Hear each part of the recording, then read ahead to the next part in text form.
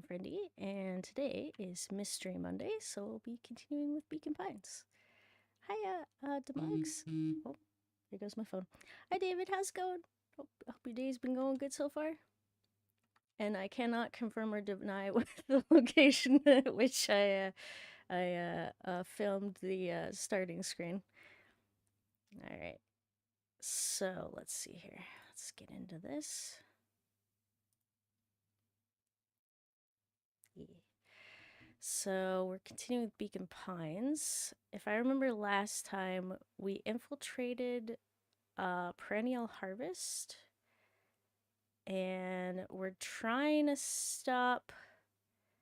Oh, I forgot his name. An evil dog.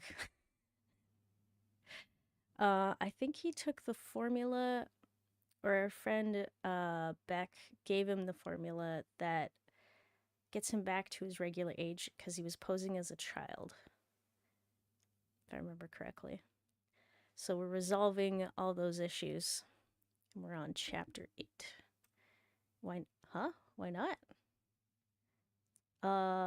Good question. Also, hi, Mr. Swiss Cheese. How's it going? Actually have to work, so just lurking. Oh, thank you so much for lurking. I appreciate it. Comeuppance. Comeuppance. Ears still ringing, Gran picked herself up off the ground. Through the dust and smoke, she looked over to see Mrs. Fratelli helping Hiram Tolliver to his feet. She'd had to beg, borrow, and steal to acquire those explosives. How many nights had she spent visualizing how she'd use them to make things right? And now, her one shot at destroying the source, that damned hole that swallowed so much of her life, was gone. I can't remember what we did to the explosives.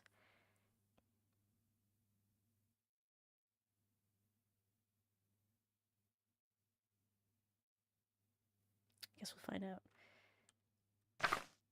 Traded for this jagged hole in a wall and a foolhardy shot at rescuing Rollo. Wait, did you just say why not tell us the location? Are you hiding the bodies in that location? No. Oh, also too loud. Wait, really? Hold on.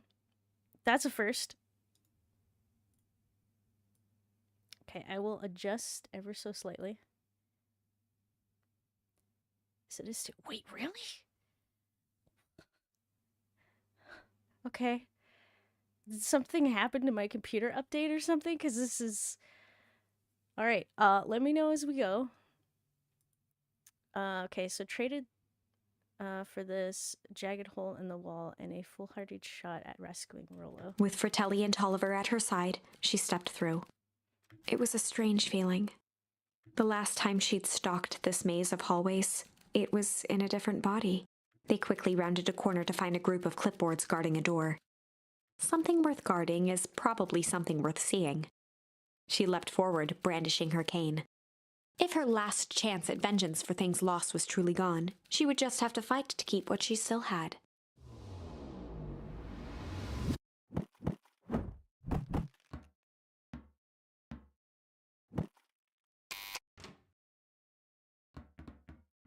A blip, loud, but lower a tiny salt of it down. Wait, what? Okay, still a bit loud. All right, I will readjust. This is crazy. This never happened before. Okay. Gran, what are you doing here? Okay. So they came to the rescue? Tiny bit down? Alright, sounds good. Luca, what are you doing here? We're here to save Nellie.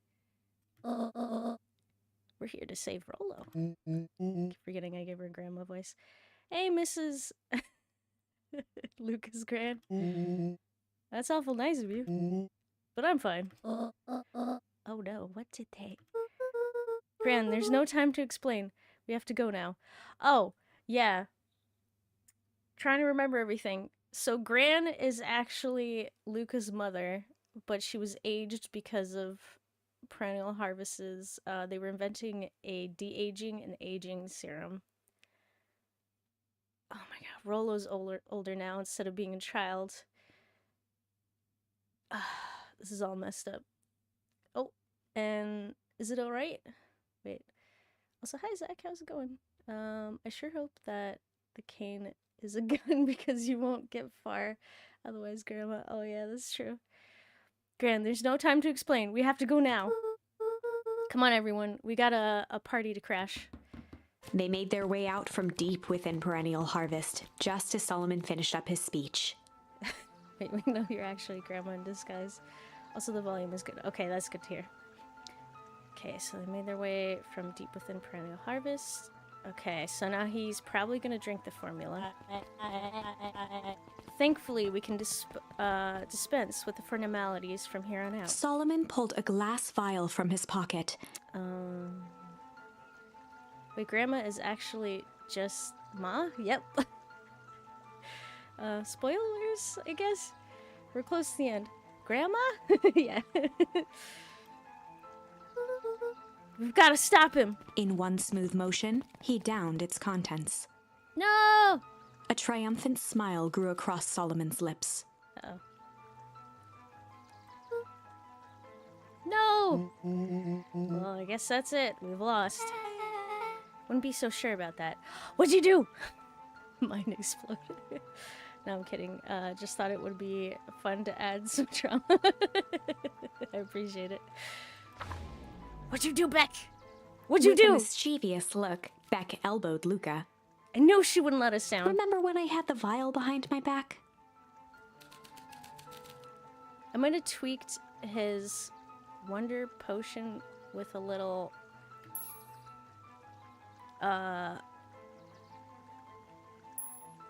Oh my goodness.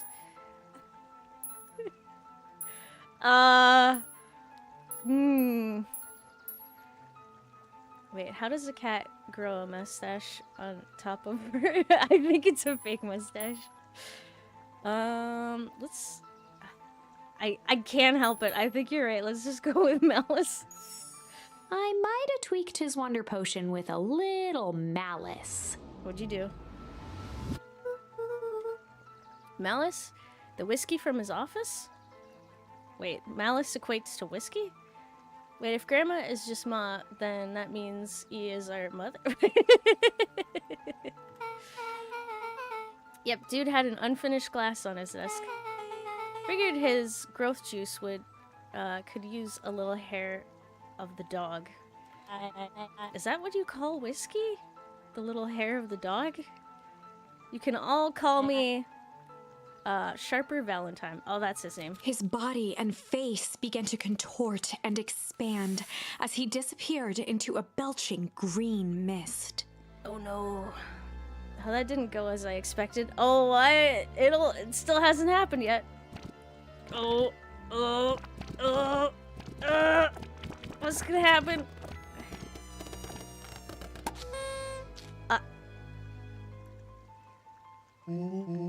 Now that's what I call 80 proof whiskey. Farts.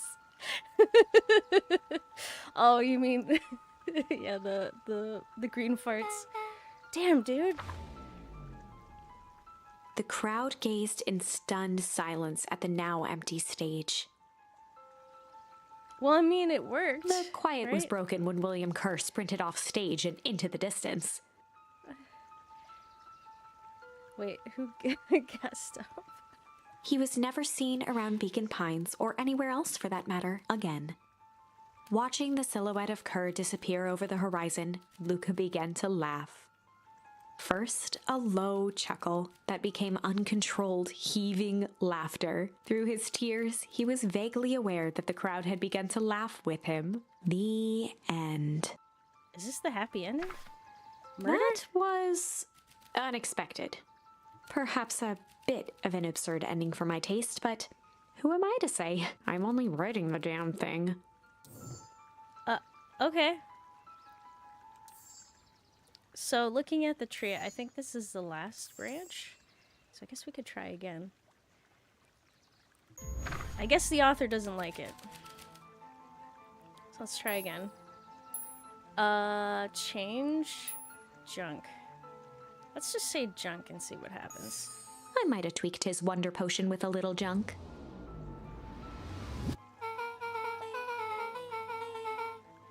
can't wait to see the look on his face when he realizes he drank his own cigar ash. Oh my god, Beck. So how did ash get into the vial? It was pretty easy to mess with the vial when it was behind my back. Oh, that's sneaky. Well, it's a bad habit anyways. Pa always says bad habits are like 50-yard field goals. Huh? Hard to kick.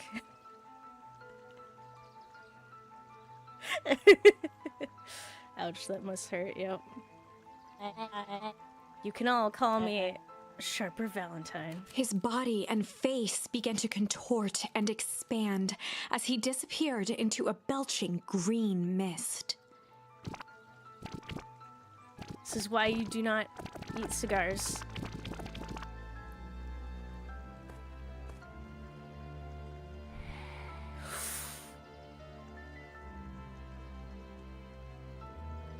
Well, that's one way to kick a bad habit. Oh my god! Why not just put his ashed great-grandfather in his drink? Oh jeez.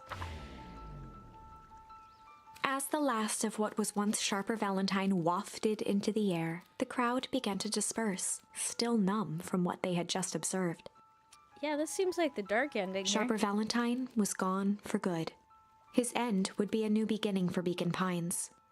A new chance to let go of the things they had lost and grab hold of a new future. The end.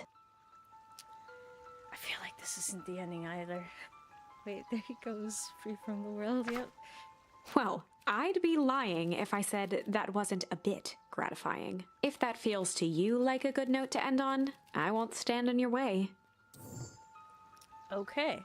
I'm assuming the correct choice was change. So let's try that. I might have tweaked his wonder potion with a little change. Like pocket change? Your unlucky penny? Yeah, I popped it into the vial when no one was looking. What's that gonna do? No idea. That's the beauty of science. Now we observe. You can call me Sharper Valentine. His body and face began to contort and expand as he disappeared into a belching green mist.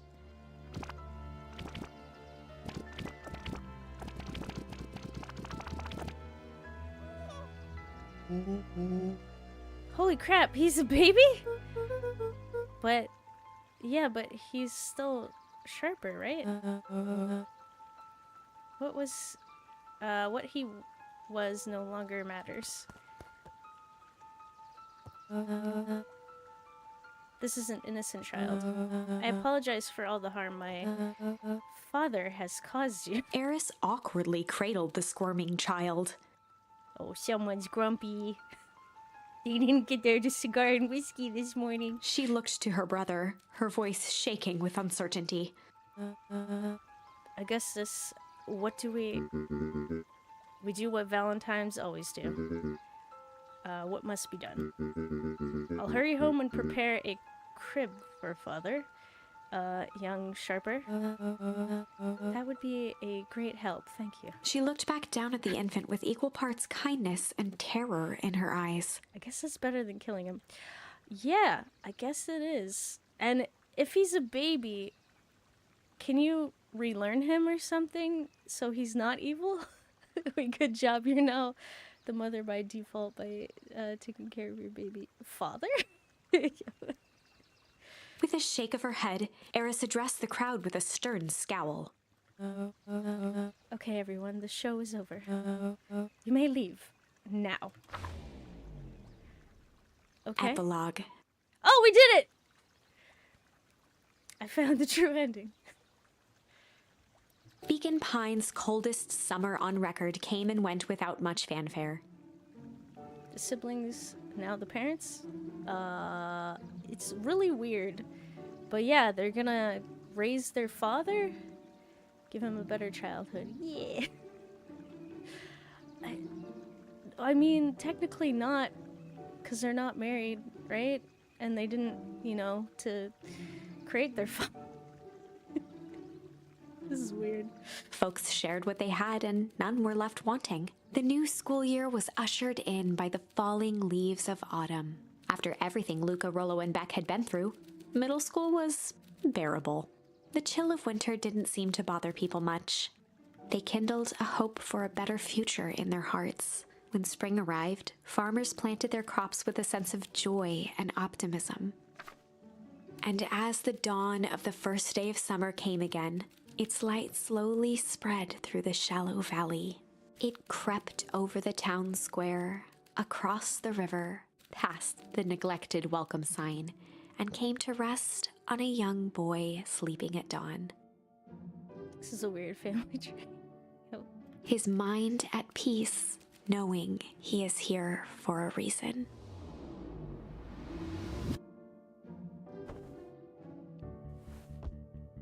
Okay, so Okay, so a couple issues, right?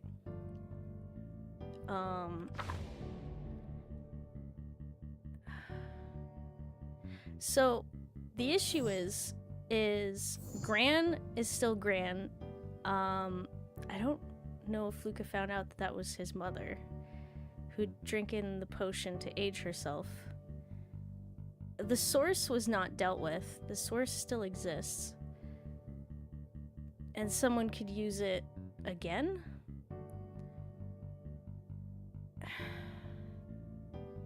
So I'm wondering, like, we're gonna deal with that. Also, Rollo's an adult now. Oh, jeez. How are we gonna deal with this?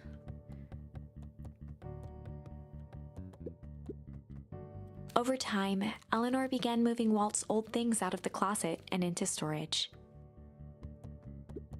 Eleanor had moved back into her bedroom, and now that she wasn't sneaking out late, she even slept there most nights. Okay, wait, so Mom is back to normal? Okay, so I guess we found that Gran is Mom. So maybe this time you should check every place and see what's new. Yeah, that sounds good. Oh! Hi, Mom. How you doing? Mom, I'm ready to go now. You go on without me. I'll meet you there. I got a bunch of jam to finish jarring. It's funny. I only started making jam as a way to send messages without anyone noticing. But now I enjoy it. Alright, I'll go say hi to Rollo first. Are we just gonna accept this? Wait. Yeah. Okay. So Mom is Grandma, I guess. So... Okay, the backyard's the same.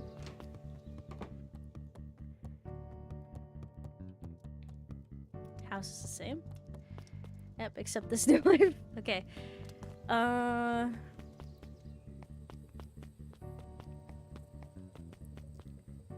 Okay, so Dad's gone. So the issue is the whole town was moved. Because the original town had the source at the center, and everywhere froze over. Because they misused the power of the source, and it requires energy to function, which is why the heat was removed, I think, if I understand correctly. So the father is buried in the icy former Beacon Pines. Bless you. And we're in the fake Beacon Pines still, I guess. Okay, Rollo's sister, hi. I hear you and Rollo have big plans for that little treehouse. Yeah, it started getting crowded after we revoked the max capacity 1 Rollo, 1 Luca rule. So we decided to expand.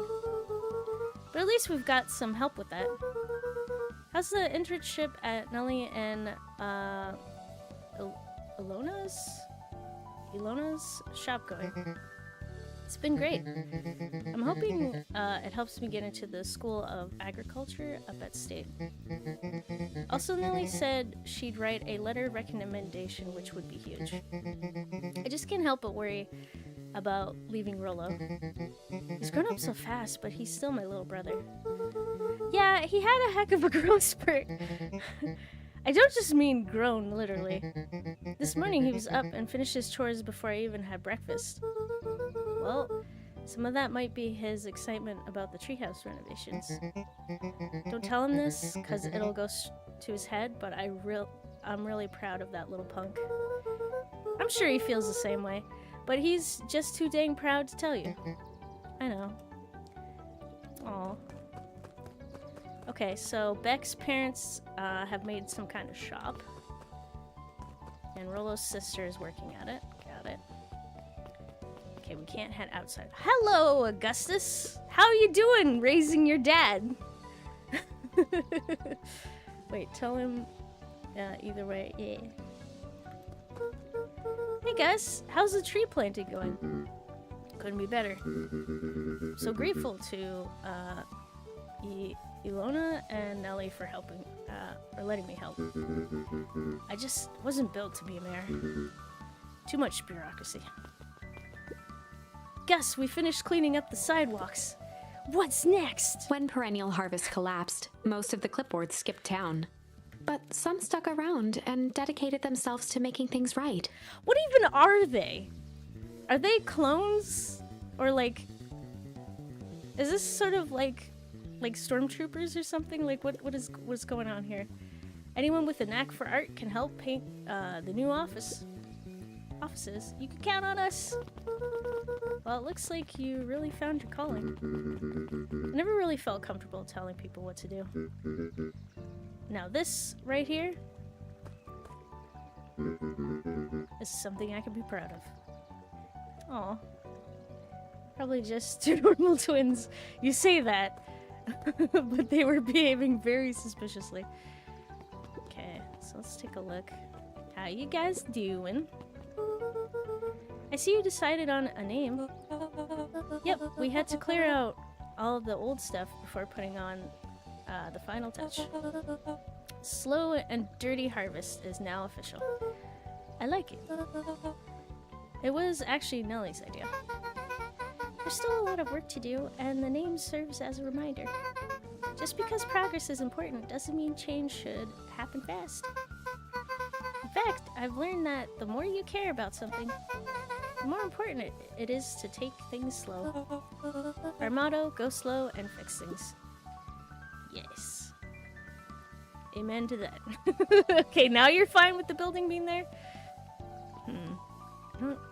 I know it says to go to the treehouse, but should I just go straight to the treehouse or go into town?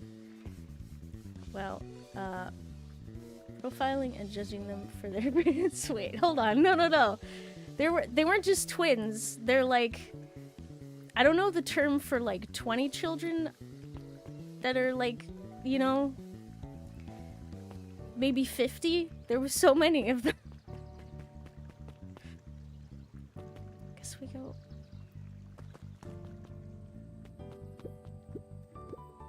Luca, get this.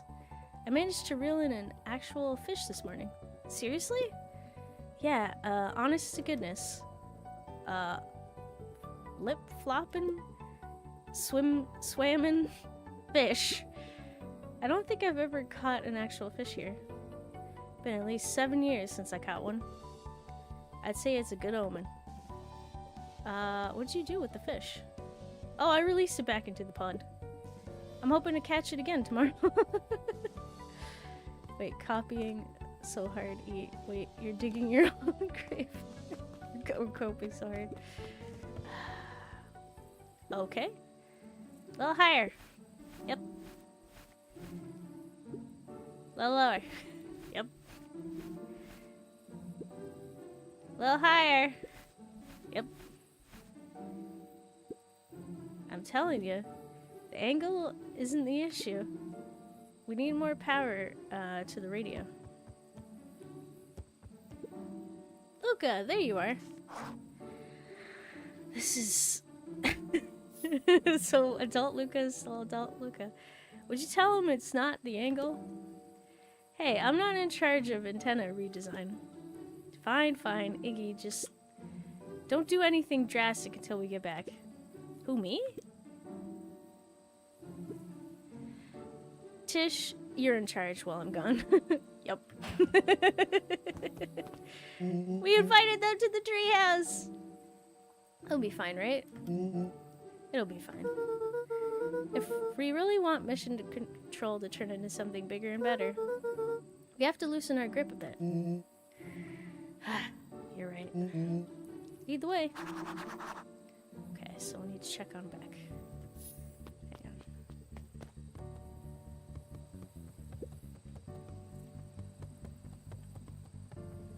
At least Iggy's not mutated in this iteration. Are you okay up there? Wait, copium is one hell of a drug. Yes, it is.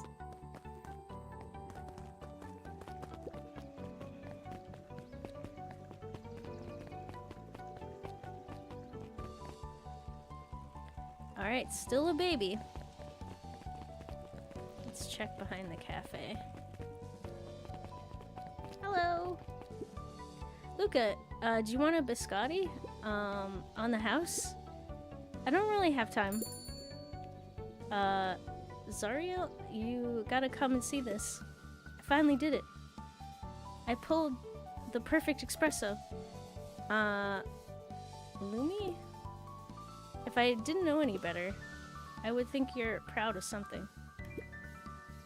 As if I know. It's too late.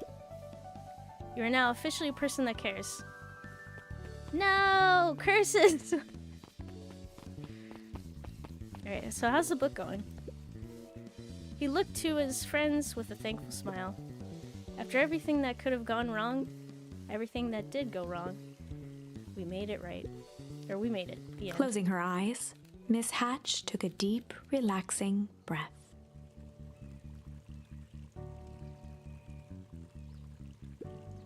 Oh, hello, Luca. How are you?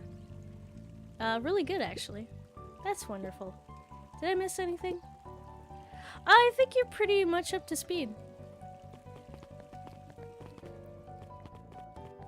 Okay, so we got the memorial thing to the Valentine family is gone.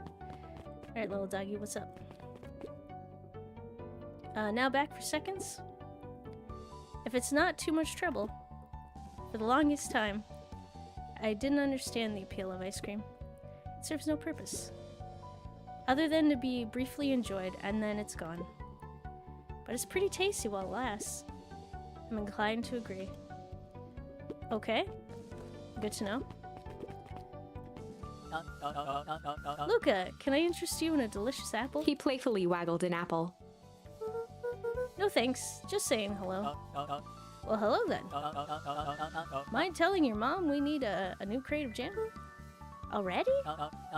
It's funny, I used to hide this stuff in the back, terrified that someone would find out about our secret messages.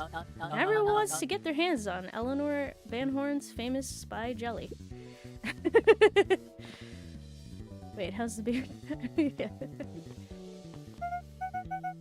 Hey Luca, can you tell Roxy I'll be free in an hour? Sure thing. My dad's making me stock the shelves for the summer. He said it builds character. I think he meant to say it builds calluses. Builds character. Yeah, it builds something, alright. Okay. Have fun. Okay.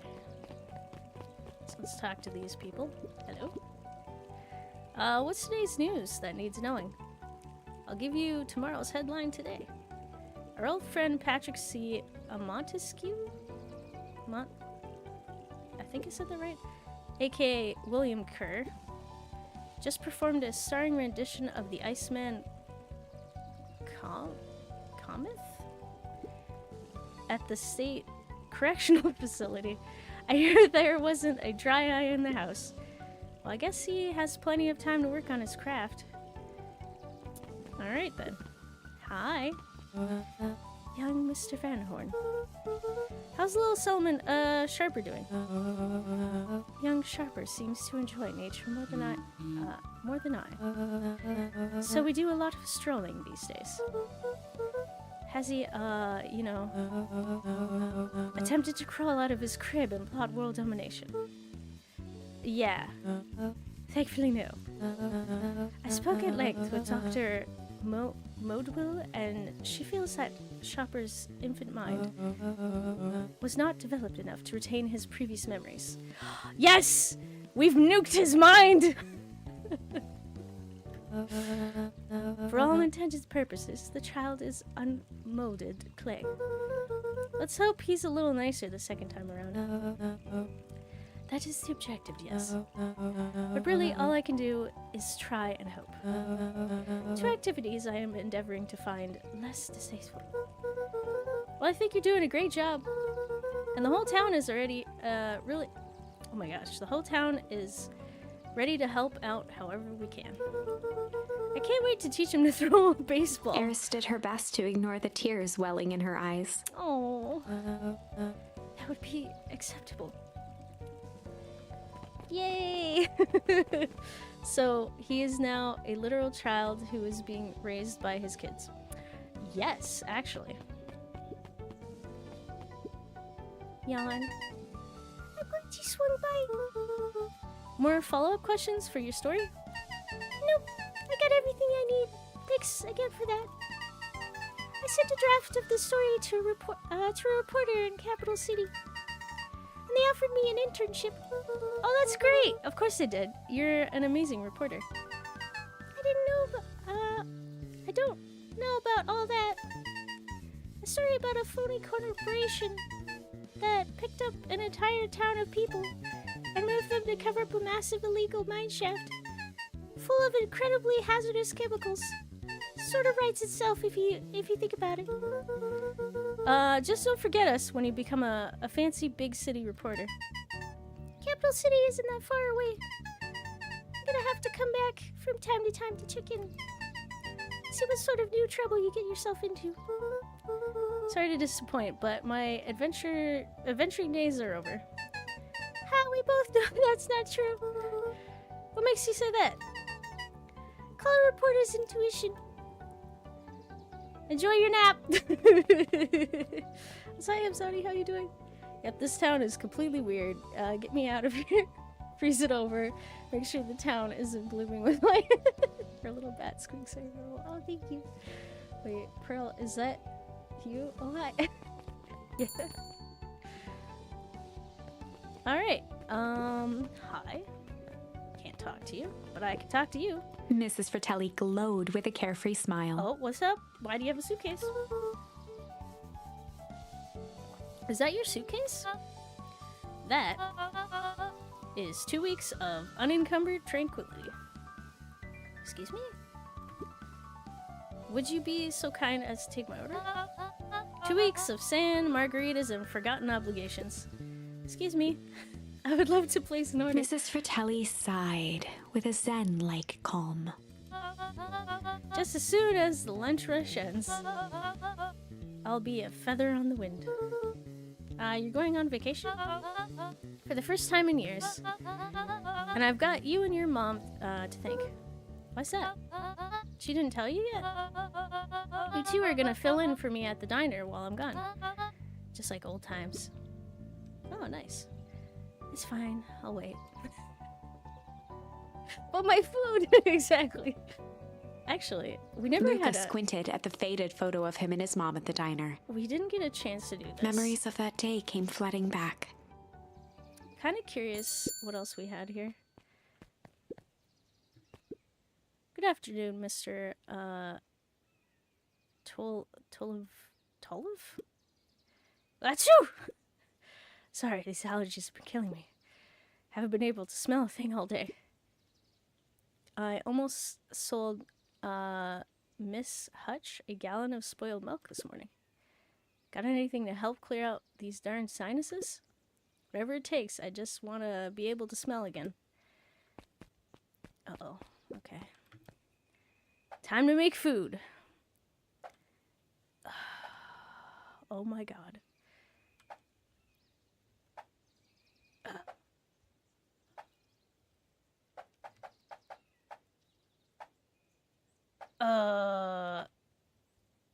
How do you clear out sinuses? Waitress. Do you use pungent? Okay, you know what? I'm gonna try pungent fish. Chili, hot peppers, maybe just pungent stuff. I'm sorry if this kills you. I'm so sorry. Achoo! Not right? I need something a little spicier, I'm afraid. Okay. I'm on it. Okay, spicy. Let's go straight fire. Let's go. Fire burger ready to go. Touch you! What's wrong? Well, I like the spicy peppers. Puts them on something that'll really wake up the senses. Okay, I'm sorry. I am so sorry that I assumed that you wanted a spicy spice burger. This is what I ordered him.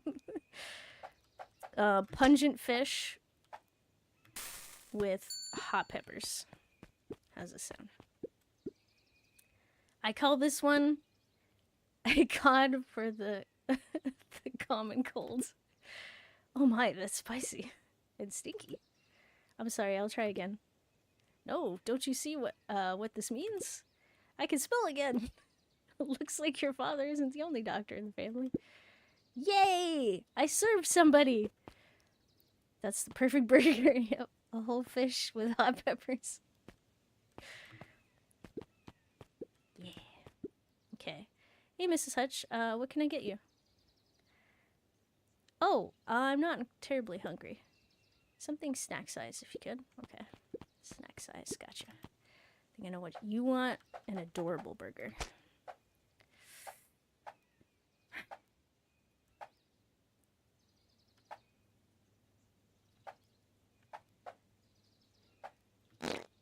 With a smile? And have superior heartburn. Yep, that's gonna suck later. How's this? I call it the novella. Lovely. Yay! Excuse me. Hi, ma'am. I have a coupon here for 1 free burger. What will it be?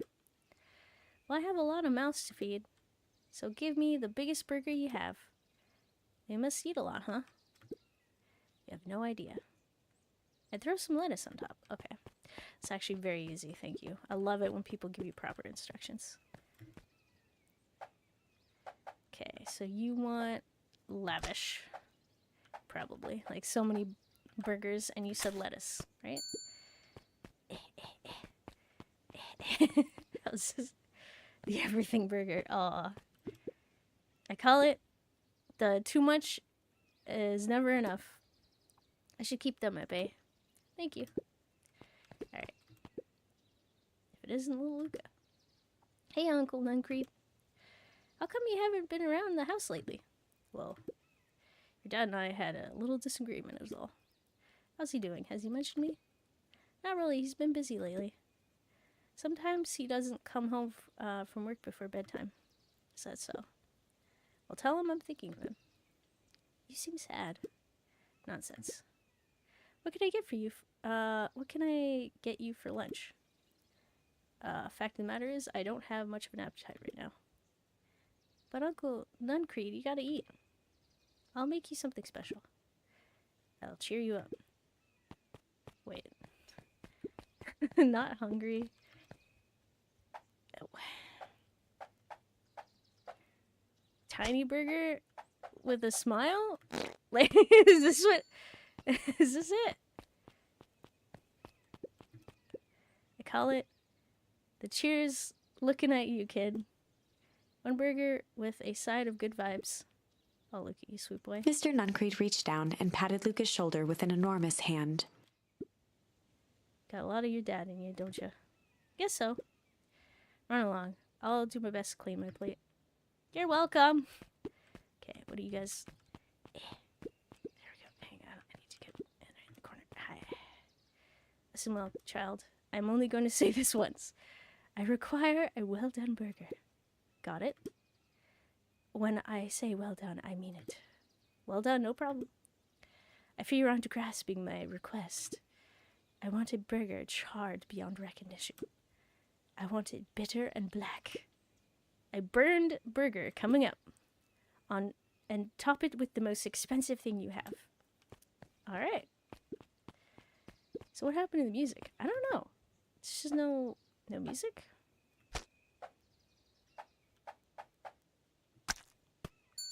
There we go. Charcoal on the house. May I present the row, you're burnt. I can hardly believe it. You've done well. Mr. or Miss Fratelli had caviar stashed back there? The woman is full of surprises. Very good. This will suffice. Alright. And you? This just in. Last chance diner, overrun by gremlins. I'm not a gremlin, I'm Luca. Mr. Wilder adjusted his monocle jokingly. I stand corrected. In that case, would you believe I have a craving for a burger? You came to the right place. Indeed, I'll have a nice juicy burger topped with onion. Juicy burger, juicy burger, juicy burger. Okay, hang on. What do you got? I'm just gonna assume it's this one. He said onion. I'm coming. Hang on. Wait. Here you go. Call it the Wilder. You know I love a good byline. Many thanks. Yay! Are you proud of me, Mom? Looks like we're missing a few things. Why don't you run out and grab some more ingredients? Okay, I'll be back. What? You're telling me I'm missing something? Okay, well. Oh, I feel sad.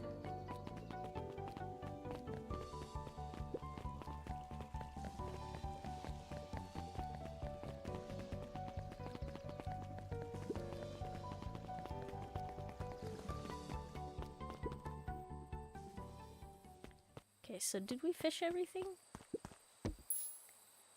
No. Crooked. Luca tied a bent nail onto the line. If all you have is a hammer...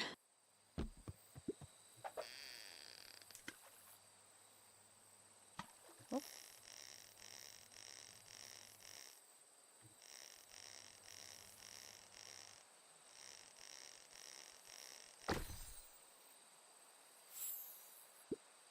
It's a photo of you and Uncle Joseph.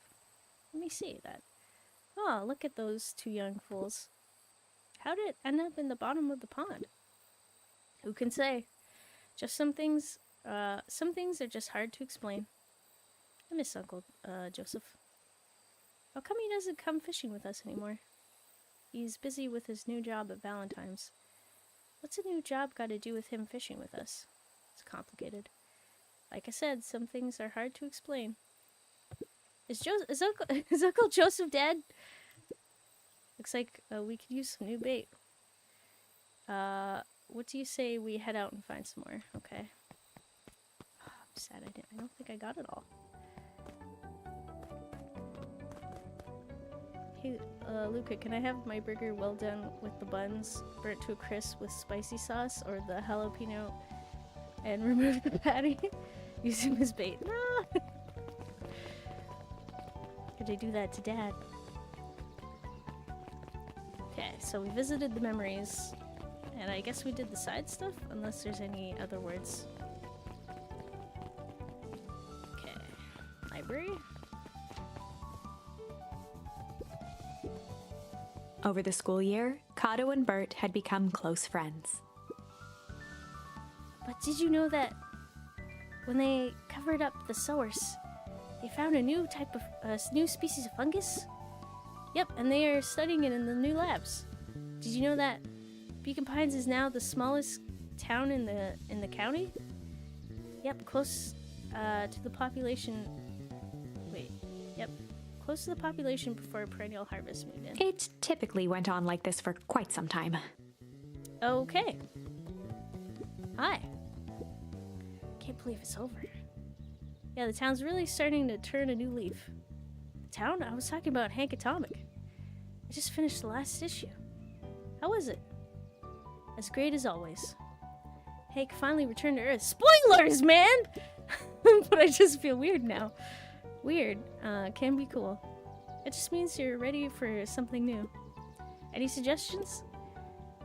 You could ask Miss Hatch about what she's always reading. She seems to really enjoy it. Huh. Maybe I'll do that. Man. I don't think we read the issue. Luca peeked over Piper's shoulder. Laid stealthily inside a large volume of mathematics was the first issue of Hank Atomic. You've been fake studying this whole time? Piper, are you reading Hank Atomic? Do you mind not telling anyone? I've kind of got a reputation to uphold. Oh, it's nothing to be ashamed of. But just about every kid in town reads Hank Atomic. Honestly, I'm excited for you. What I'd give to start over fresh. To experience it again for the first time. I guess that's the downside of finishing something nice. At least now I can enjoy it again through you. Promise to tell me about it as you go? Sure thing. Yeah. Wait. 5 patties and a single lettuce. Yep. Sorry, I missed that earlier. Hey, Mr. Nuncreed. Gonna go see my dad in a bit. Do you wanna come with? When after everything I did, you still... Mr. Nuncreed shook his head.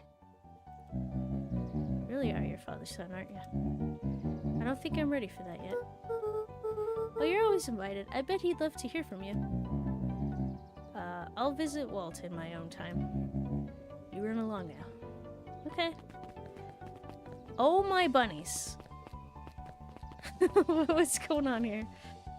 With perennial harvest gone, the transportation tubes were left unused. How are we gonna deal with that? Come on, come on. No one is too big, no one is too small. For Jeff's wild ride. Okay? And also, yeah, buddies. Well, maybe not completely unused. Just one piece of candy for the ride of your life. Who's next? Me. Any more bugs? Guess what? Yesterday I saw the Dynasty's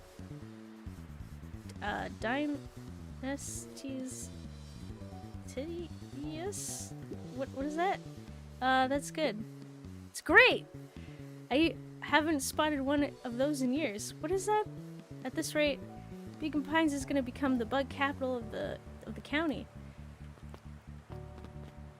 Okay then. Okay, so this is still keep out. Let's head this way. So the bugs and the fish are back. Back! Ha! I have news I think you'll enjoy. This morning, I unpacked my last box. You're officially moved in! It's just a box. Let's not blow this out of proportion.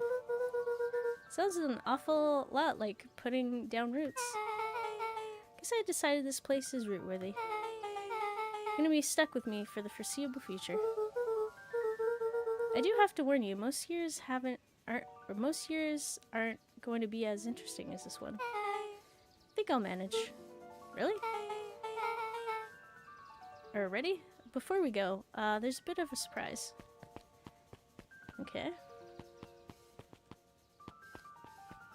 Is that a tree?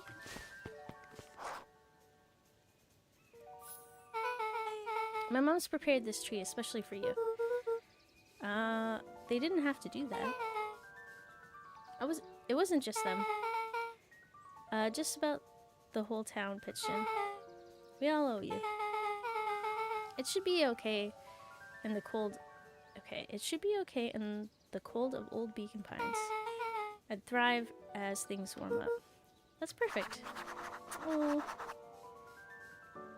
Alright, I guess we're going to the old Beacon Pines?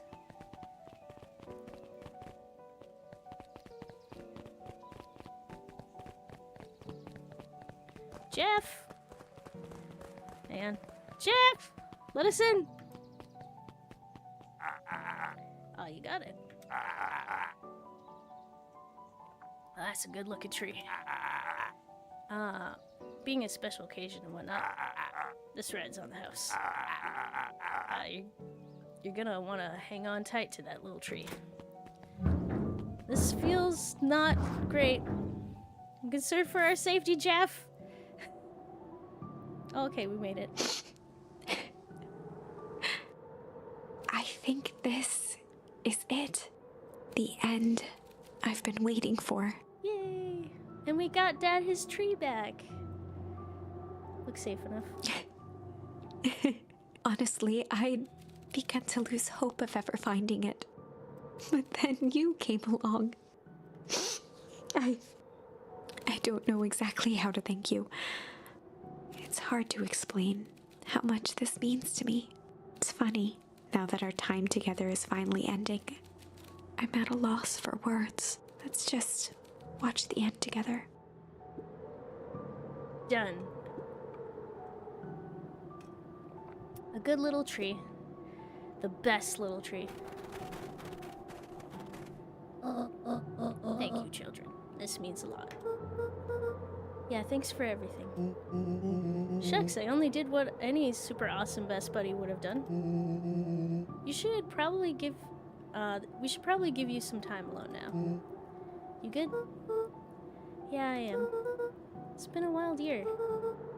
How are you feeling? Everyone keeps asking me that.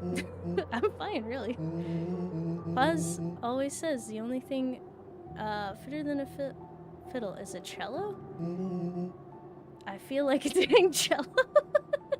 None of this makes sense. Rollo, wait, looks safe enough. Alright, oh, sorry, reading stuff. Well, if you ever stop feeling like a cello, I'm here for you. I know, you don't even have to say it. You two make an awesome pair. Excuse me? We're a trio now. Yep. Thanks. There's just one thing missing now that you're a part of our group. Missing? Let me tell you a little story about a man named Hank. Oh god. It won't be long. We'll be waiting for you back at the phone booth. I found the perfect way to start our summer. You've got some good friends. I'm so proud of you. Your father would be so proud. I know. Mom, can I ask you a question? Do you ever dream about Dad? Not a single night goes by that I don't. Aww. Oh boy, not this again. Are you ever afraid that you're going to forget him?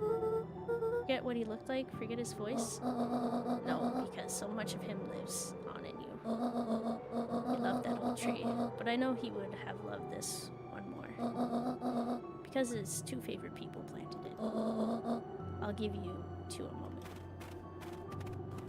Aww. So his dad is dead? Yeah, his dad died a while ago, and it was... I think Sharper killed him. Or something happened at Perennial Harvest.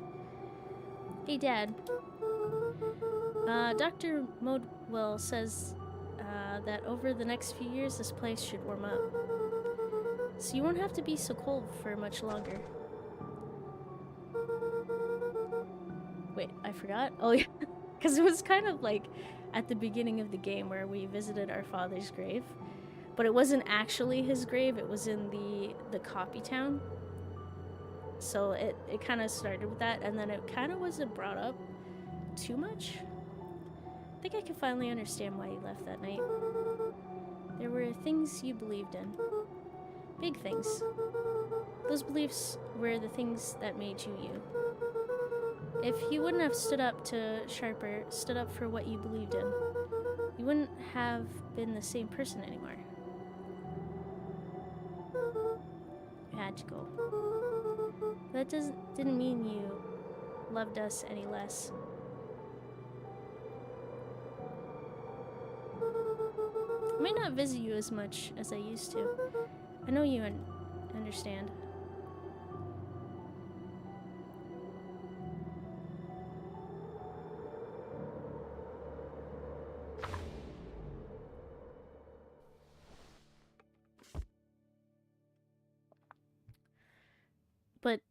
Did we do it?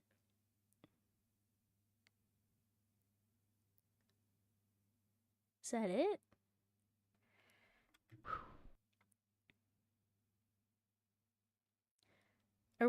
Are we just gonna... Okay, I guess we're ignoring the fact that 2 people are older?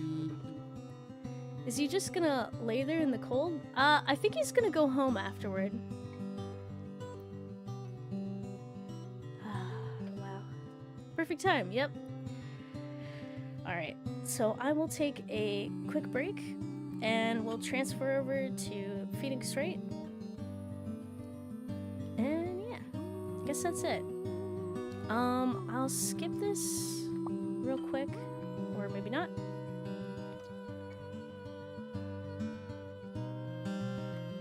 I don't think there is a way to skip it. Alright, so I'll be back. Wait, let's play this out. Alright. I guess I'll leave it going. And I will be back after a quick break. This is our Be Right Back screen. Alright, sounds good. I'll disappear, and I'll be back in a few minutes.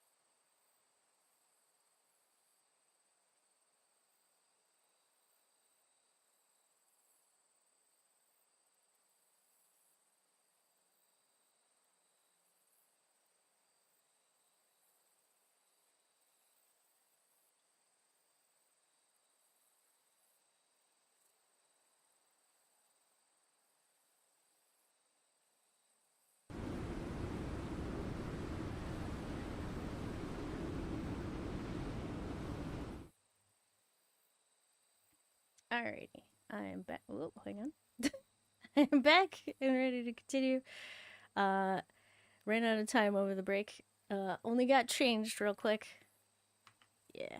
Alright, everything's good. My ears? Your ears? Wait, what? Oh, sorry. Is the volume still out of whack? Alright. So we're done with Beacon Pines. So let us exit. Okay.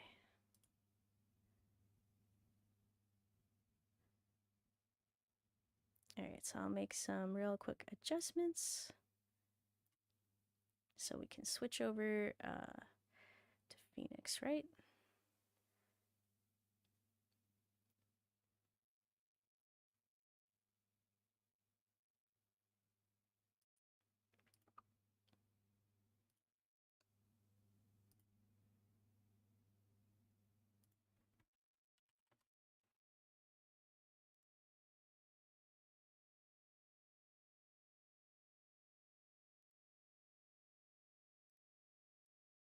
Alright, also, hi Shema, how's it going? Just you surprised me with the be right back scream and loud winds. Oh, I'm sorry. That must have been intense.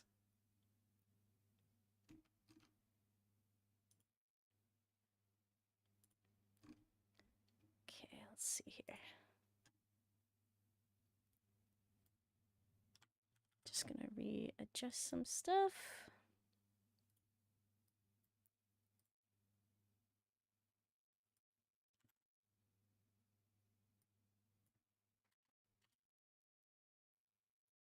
Start with YouTube this time.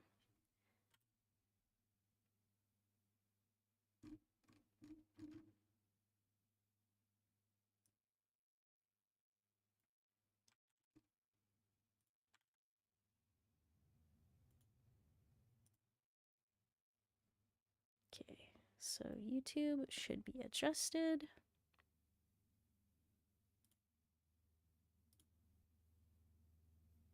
Oh, I'm sorry for waking you up. Okay. Nope, and actually, did I adjust it correctly? My apologies. I may have missed something here. Nope, okay, we're good. And no, I screwed this up. Okay, well, wakey wakey, yeah.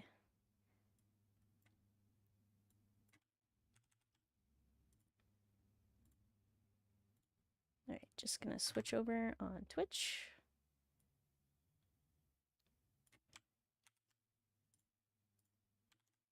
Which hopefully works.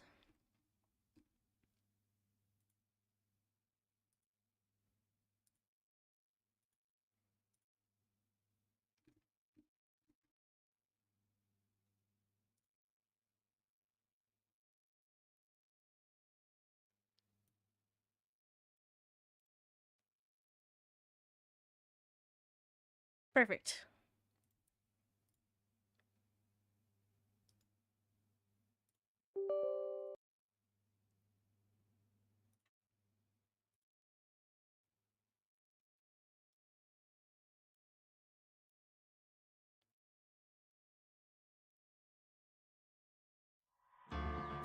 And we're back with Trials and Tribulations. It has been a while. I have no idea what we were doing.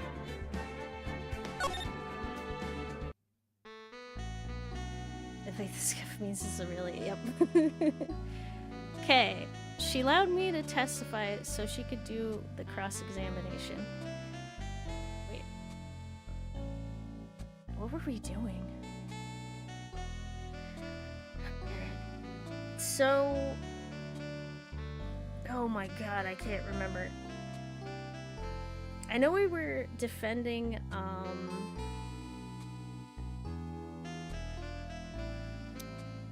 the one guy who is actually Damask?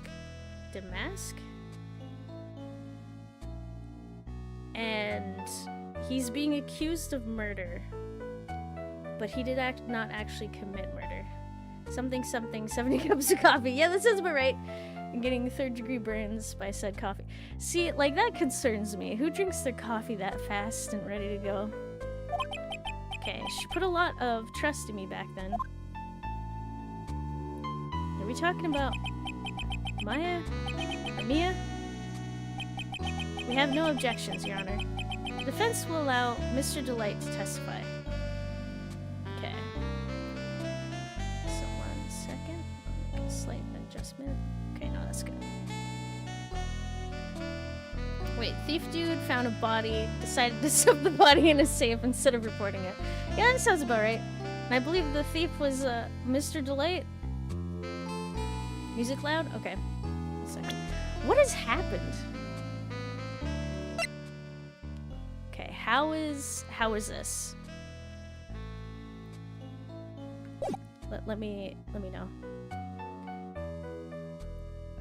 So the volume of this game is up. What the? I didn't change any of the settings. Also, hi Agent Zero, how you how you doing? It always surprises me how people are able to do anything in the morning. Like, yeah, I woke up, went for a jog, made breakfast, painted the house, and played with my kids. How's your morning? I don't understand that either. That's too much. Hey, dang, I spent the morning waking up for the morning. Yeah. What did you do? Okay, see, I don't know. I didn't do anything, which is why I'm concerned. Well, I mean, I guess it's a good thing, but why did it happen? Was it because of Hitman, you turning the volume up so we can listen to the music in that one house? See, the issue is I adjusted Hitman's volume, like, in the game itself, and I adjusted Hitman's volume via, like, my mixer. And the only other thing I changed was the audio mixer inside OBS, and I reset the settings because you said you couldn't hear me. So, you know what? I'm gonna look deep into the settings of OBS and just check some stuff out, because I am very confused and very concerned. Well, the game is louder compared to you. Wait, really? Okay. So, I'm gonna adjust some stuff real quick. Let me know how this is.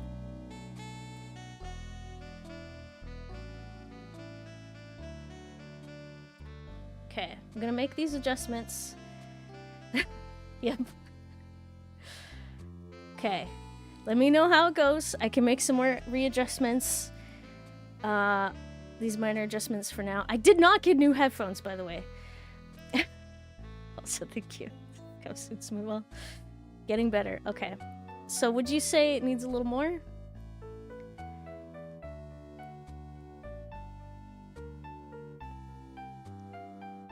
So one thing I might do is readjust this, because if I do, that turns it off. I am just shocked at this. Okay.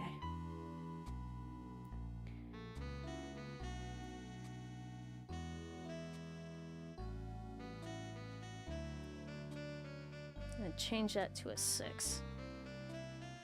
Okay, now hopefully this is better.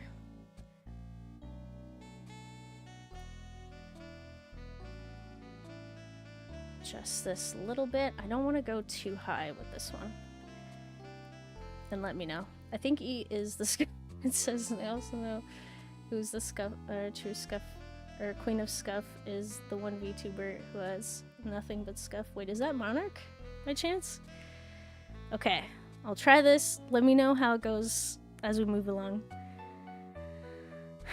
I'm gonna just have to stream randomly, like sometime this week or like next week, and then just listen to my own volume on a different device. Game is getting better. Can you make yourself louder? Okay. I will adjust it to a 5, but I don't think I should go higher because you guys had mentioned that it was a bit too much with the shouting. Okay. Let's try that. We have no objections, Your Honor. The defense will allow Mr. Delight to testify. Ha! You've got guts. Trite.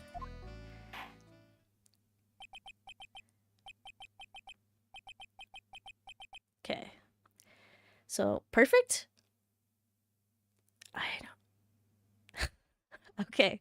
So, also the question is, background music and sound effects. Let me know if there's anything, like, if one of them is too quiet or one of them is too loud, because I can still adjust it in the settings and then readjust outside. Workable? Okay. Cool. Alright, then, Mr. Ron Delight, please take the stand. Wait a second. How do you... okay, I forgot how to play this game.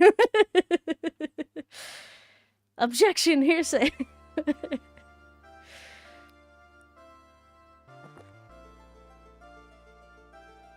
feel like I've lost my mind or something. You did it, didn't you? Yes. Ron?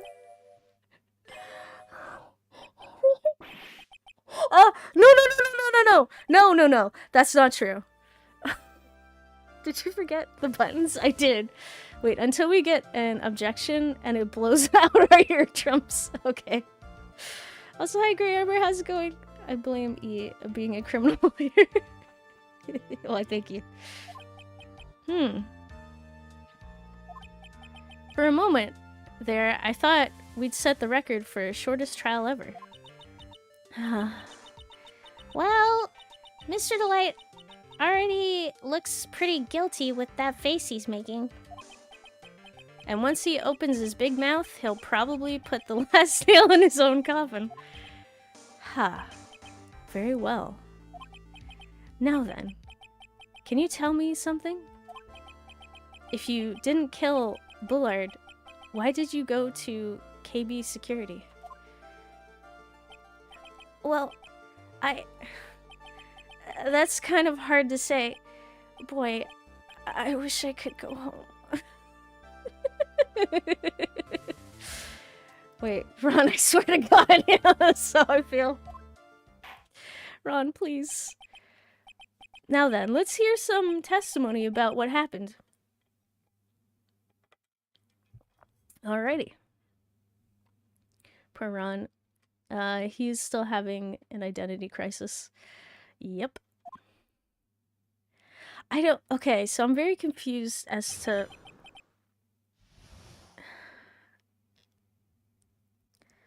You know, if he killed him, I wouldn't be surprised at this point. This man... He already... I think we already proved that he was masked, Damask or Mask de Mystique.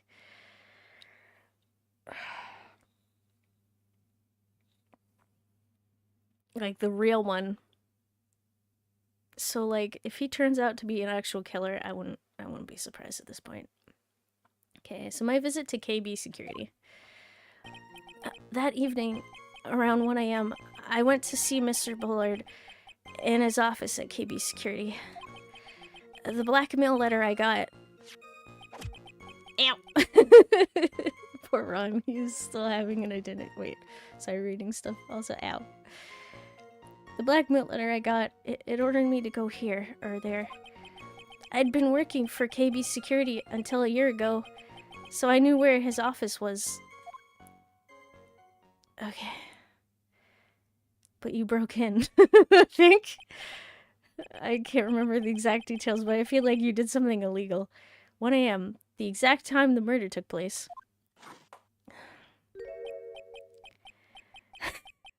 This is... that I've seen so far. This is cup number 2. The weak get washed away by the tides of fate. The strong drink it up.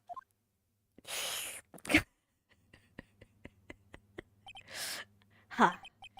It's bitter today, too. Just like my destiny. You never know that from the way he's chugging it down. Mr. Wright, your cross-examination, if you please.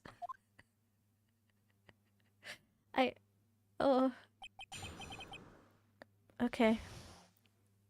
All I feel like I'm gonna do is press this man and get him to admit the stuff he's done. I thought this was cup number 58. It might be in total, but this stream, I think that's the second cup. I need a cup counter. Just at the bottom of the screen somewhere. That evening around 1 a.m., I went to see Mr. Bullard in his office at KB Security. Alright, press it. Okay, how was that? Hold it. Was it too loud? I know we haven't reached an objection yet, but, you know. 1 a.m., huh? You're absolutely sure about that? Yes. That's what my watch said when I was entering the CEO's office. No. Actually, I am not really sure. My watch was slow, and my internal clock was also a bit. 1 a.m. That's the exact time the victim, Mr. Bullard, was murdered, correct? It's too late for a coffee date, that's for sure. Confirm or deny? Mr. Godot. I swear. Editor, get on. Okay, the blackmail letter I got, it ordered me to go there. Did it? It ordered you there? It was the first time I'd gotten a blackmail letter that ordered me to go somewhere. Does that mean you've gotten other blackmail letters then? Oh, of course. They'd say things like, don't do it. No! Steal this or take that. Ha ha ha ha ha! Why don't you save those for later, Mr. Delight? Please don't say anymore. Now, what should I do? Oh my god. I'll be right back. Alrighty. Press harder? Sure, why not? So what did the blackmail letter in question say? It said to bring 50,000. Money, eh? A perfect motive for committing murder. Oh, but... Wait. I never intended to pay the money anyway. Oh? Is that right? After all, he had nothing to hold over my head. I had nothing to be afraid of. An important point indeed. Witness, let's have that added to your testimony. Yes, sir. Ha! A muddy mud skipper in outer space has a better chance of surviving than I do. Wait, what?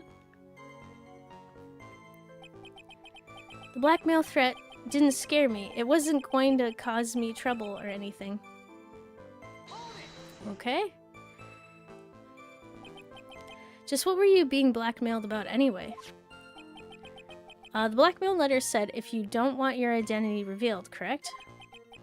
I'm sure it was referring to the whole mask to mask thing, or mask to mystique thing. But I wasn't worried. Mr. Bullard didn't have anything on me. He didn't? Anyway, I don't care what anyone says about me. Just as long as my Desi believes in me. So that's why Miss Delight didn't believe he was masked to mystique. That's why I knew they were just hollow threats. Been working for... Okay, so till a year ago. Go on. You used to be a security chief for KB Security, right? Yes, that's right. A security chief? You? And yet, a year ago, you were fired without notice. Revenge for an old grudge? A perfect motive for murder. Wouldn't you say? This isn't good. Maybe I should change the subject? Life after being fired. Why he was fired. Don't say anything. Objection, I call bull. Yeah. Why were you fired? Mr. Delight, please tell us why you were fired from your job. Well, the world is filled with those who have said, I wish I had never asked that. Okay, then I take it back. Defendant, please answer the question. Well, I needed money. You needed money? Well, you see, Desi loves to spend it. It's kind of her hobby. Not exactly the best hobby in the world, huh, Nick? My salary wasn't nearly enough, so I stole data from the company.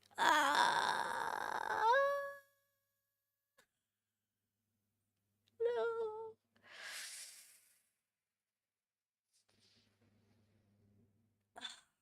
Ron.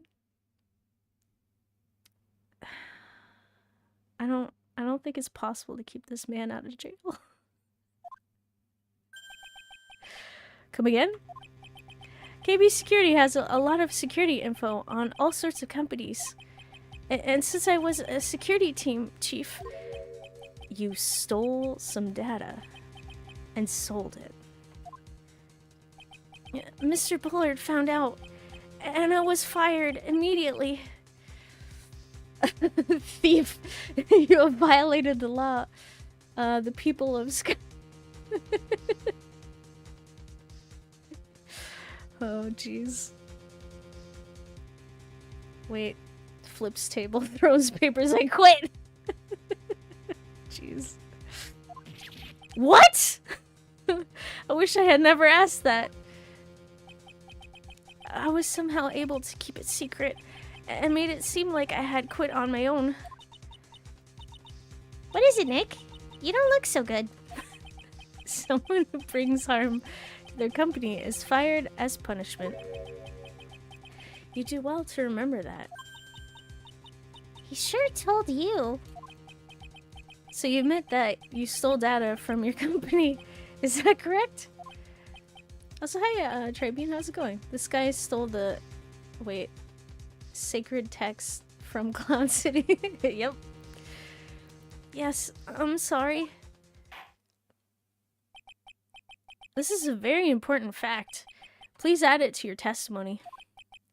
Oh, man. This whole thing just took a big turn for the worse, crashed and blew up. It's gonna take the jaws of life to rip this case from the clutches of disaster. He fired me for selling company secrets, but Desi doesn't know about that. Okay, so I might as well make this worse, so let's press you again on the last statement. And ask you the other question I could have asked you. Used to be a security guard? Yep. That was right. Security chief? Yep. Oh, okay.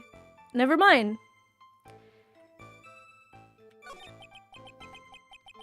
It changed the outcome. I guess I found what I was supposed to find. You fired me for selling company secrets, but Desi doesn't know about it. That. Alright. Pressing. Sure, let's dig the hole deeper. Why would you do something like that? Well, for Desi's hobby. What else? Wasting money, huh? It's not a waste! So, Miss Delight doesn't know that her husband was fired, does she? So it would seem. I'm not sure what to think about couples who keep secrets like that from each other. I can't believe it. This case has gotten even Maya to think seriously about couples. Please try to stay focused, Mr. Wright. There wasn't much to his testimony, was there? Sounds like he's avoiding something. At least that's what it sounds like to me. Uh-oh. I've got a bad feeling about this. We'd better be careful.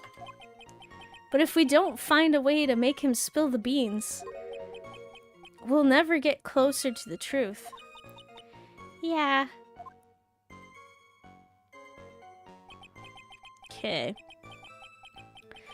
That evening around 1 a.m., I went to see Mr. Bullard in his office at KB Security. Wait. Rereading stuff. Okay, it started over again. Okay. So, I can't remember any of the evidence. Okay. So, exhibit poster probably not gonna help. Statue, unrelated. Master Mystique's calling card, unrelated. The warehouse camera went off at around 1 a.m. on the night of the crime. The sword. Security photo. But the issue is this wasn't Master Mystique, this was the other guy. Dressed up as him. Okay, so blackmail letter. So let's go over that. If you don't want your true identity to be revealed to the world, come to KB Security at 1 a.m. on October 12th and bring $50,000. If you don't, I'll take that red diamond you received the other day instead. Okay. Keep that in mind. Okay, Ron's wallet was found at the building at around 1 a.m. the night of the crime. Found in Ron's wallet, used on October 12th, the night of the crime at 1 a.m. So everything's pointing to him using the card to get into the CEO's office at 1 a.m. So that seems to check out time-wise. Publicity photo doesn't really help.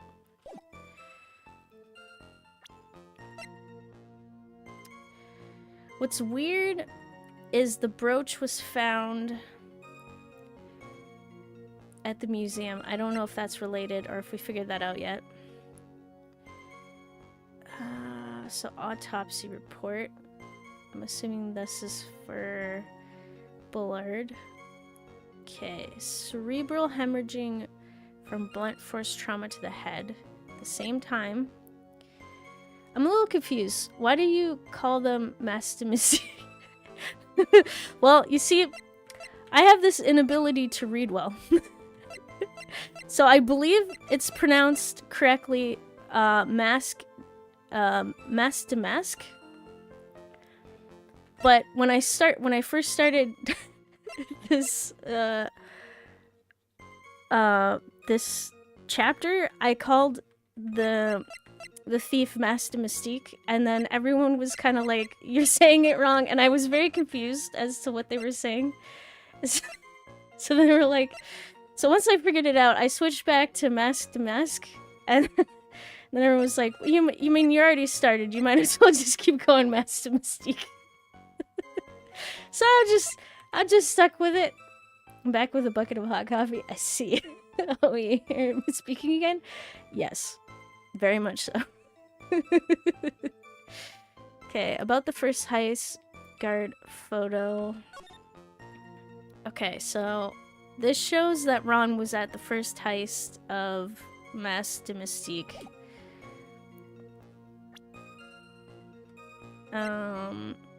The CEO's office buzzer connected to the basement security guard office. There are no fingerprints on it. There was a list. So what was weird is, oops, sorry, just punched the microphone. Apologies. Okay.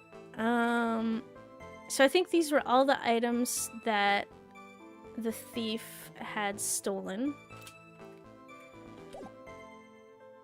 And it was inside the office.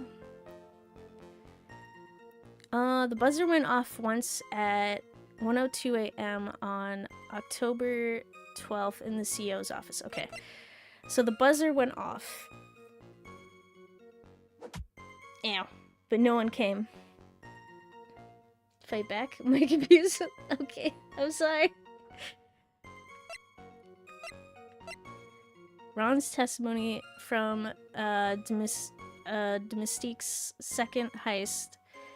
He was stealing as directed by blackmail letters. Okay, so he stole stuff based off of blackmail. The sacred urn has now been fixed properly. The paint marks and the box. Okay.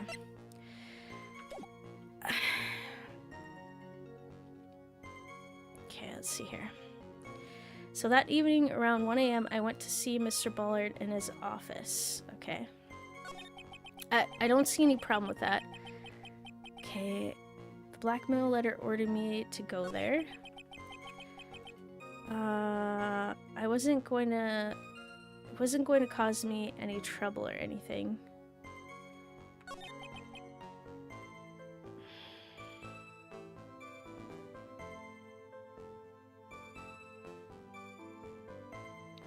Okay, that seems correct. He fired me for selling company secrets, but Desi doesn't know about that. I don't think there's anything that contradicts this. Okay, let me check the other stuff.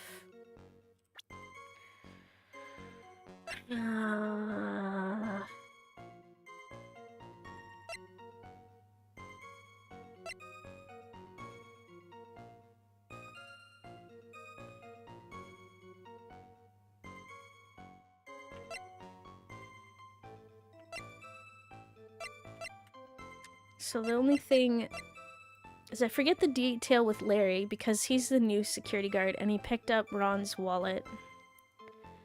And he was working the night of the crime, but he also didn't hear the buzzer go off at 1:02 a.m.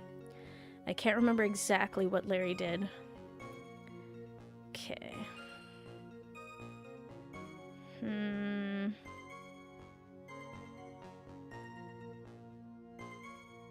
Let me try this one again.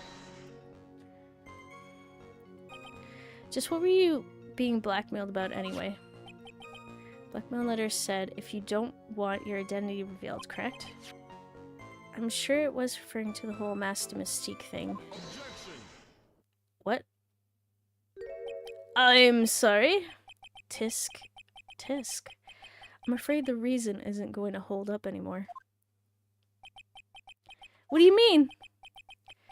The victim had no proof the defendant was Master Mystique. But you were the one who stole company secrets only 1 year earlier. But that was all over once I was fired. But it is true that the fact that I stole the secrets was kept under wraps. Even so, there was no reason for me to pay up now, a whole year later. Is that really true? What is it, Nick? The fact that Ron was stealing company data, I wonder if he would have had a problem if that ever became public knowledge.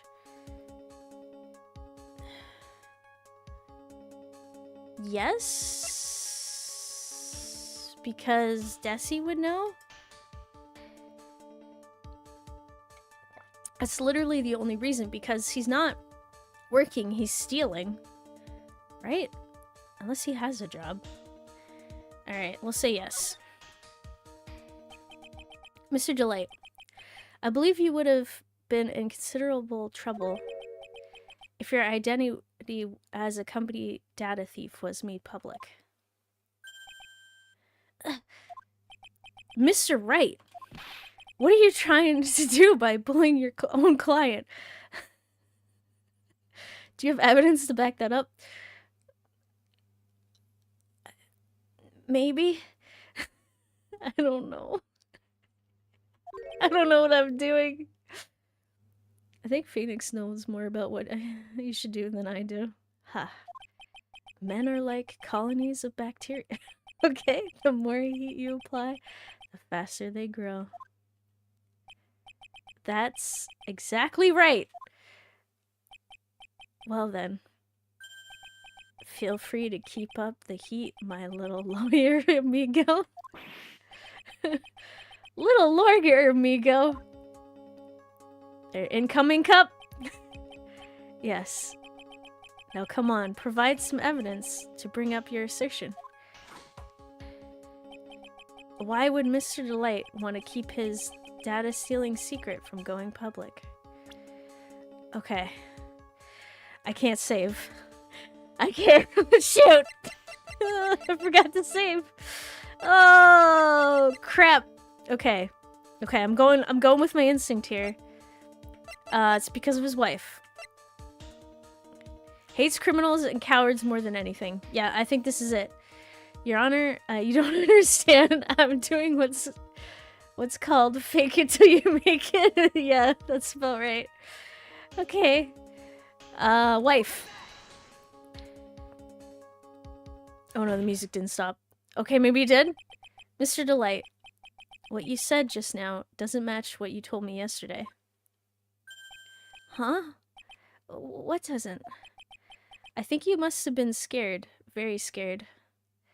Well, when in doubt, gotta try, then fail, then restart, and save, then try again. Yep. Of having a certain person find out your secret. Whoa! Thank you so much for resubscribing, Abzani. I really appreciate it. Thank you so much. Go. A certain person.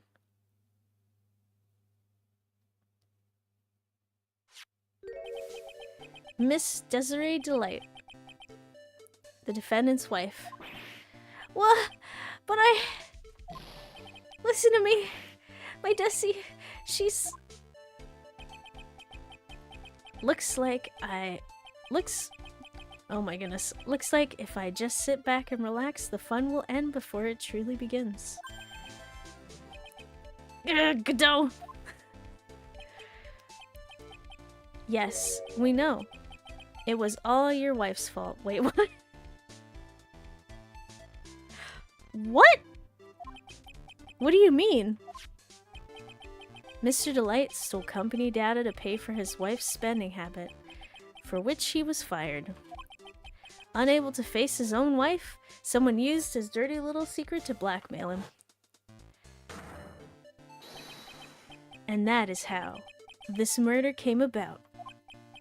Oh. No! Everything is falling neatly into place for him. Stop it. Don't talk about my Desi like that, or you'll be sorry. Punch him. Punch him, Ron. He deserves it. Well, it seems that we've learned a great deal of things here so far. What do you think, Nick? I don't think it was possible to get so thoroughly whipped in just 20 minutes. Clearly, there was sufficient motive for murder. He stole data for his wife, and he killed to protect his secret. A family man who cared just a little too much. But he will go straight to jail if he does that, yeah. But he deserves a punch to the face. The motive is clear. Let's move on. Want him to be locked up for good? You monster, no! He's gonna be locked up anyway because I'm a terrible lawyer. So he might as well get one punch in before he goes. What happened at the crime scene at 1 in the morning, Mr. Delight? Come on now, tell us. We're all ears. God, you stop it. Go drink your coffee in the corner. At the CEO's office. When I entered the office, there was a suspicious shadow there. Okay. No! But... What? Okay. Huh? Wait, no, that's not possible. Wait. Wait a second. This is physically not possible.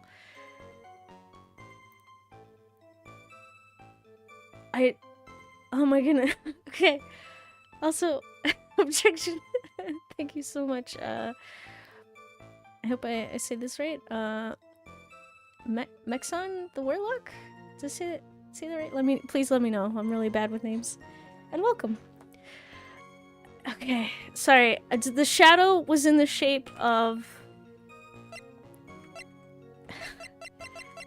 Look at me. Roses are red, violets are blue. Mexon the Warlock just followed you. Yay! Okay, so the shadow had the spiky hair and the little arm piece sticking out, which makes things very confusing because he was at the museum, stealing the urn at 1 a.m. in the morning, or close to 1 a.m. And like he was there was a picture of him taken 2 minutes before 1 a.m. coming out of the area. Like if I look at the evidence, the storeroom photo is literally 2 minutes, less than 2 minutes from 1 a.m. So how did this man get from there to the office? Wait, about my name, I really don't care how people pronounce it. Alrighty. Thank you. Wait, but you'll be... But you'll be our lawyer soon, so I may regret my decision making you as the lawyer. You really shouldn't. Anything's possible. Maxon... Mitson Maya?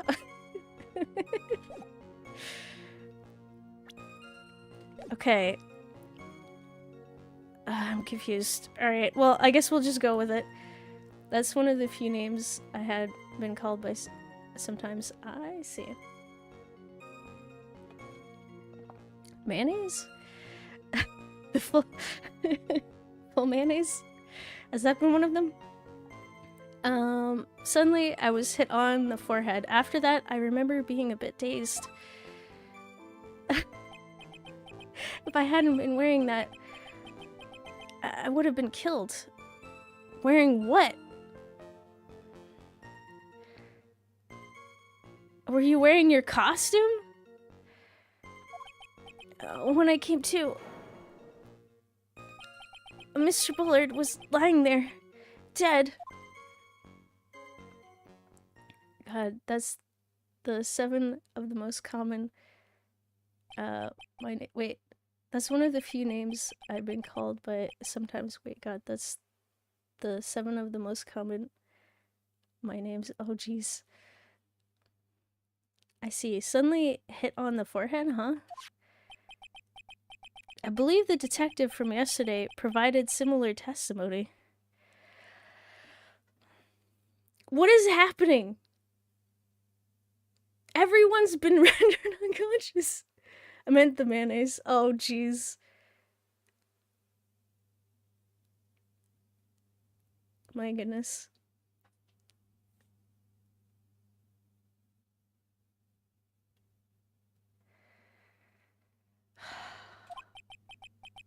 He said that Master Mystique struck him on the head from behind. Of course, since Atme turned out to be the culprit himself, that was all a lie. Ha! No one's going to believe a pathetic lie like that. What are you saying? I really was attacked.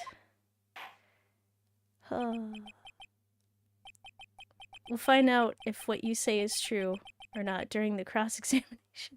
Oh!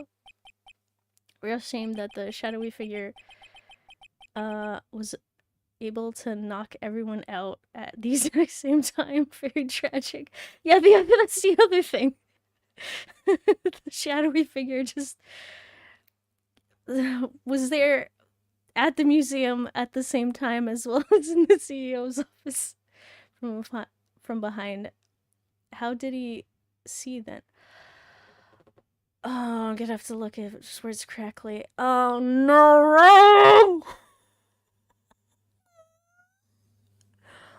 Ron! You cannot tell me that you saw a shadowy figure and then you got bonked on the back of the head. This guy, he's killing me. Okay, got that, Mr. Trite? Don't go easy just because he's your client. Another? Was this 4? A last tract? And I'll see any sign that you are. I'll treat you to another cup of my special blend. Please, if you throw this in my face, Ronnie, please cooperate.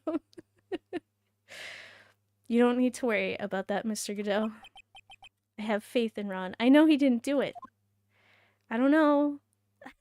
He lies so much. Okay.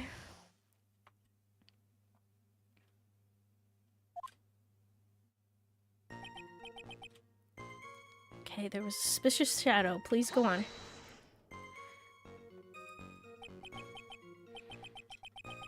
Who was this suspicious shadow? If there were 1,000 of me, and if even one knew, I'd tell you. Trust me. Okay. He's dodging all of our questions. Wait, his dodging of all of our questions is not helping us win this case. Okay then. How was the victim, Mr. Bullard, at that time? What do you mean by how was he? Was he already dead? Was he still alive? Oh god, bro needs therapy. Must be E as the shadow figure. No, I didn't do it. Maybe he was the one who hit you in the first place. That's a good question. What do you think, Mr. Wright? I don't know! I wasn't there! Forget it. So I was hit on the forehead. After that, I remember being a bit dazed. Okay, forehead.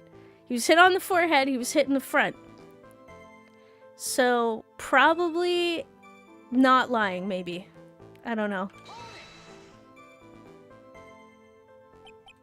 Your forehead?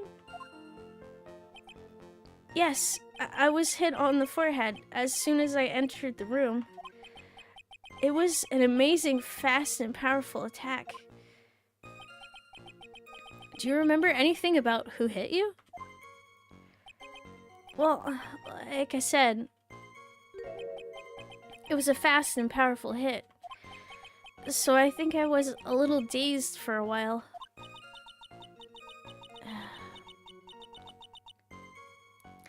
I don't think Mr. Delight even grasps that what you were asking. Yeah, I'd like to show him a fast and powerful attack myself. Maybe that would knock some sense back into him? Did bro get hit with a Pokemon move? Maybe. At this point, anything's possible. Was it with a weapon, though? Well, see, that's the thing.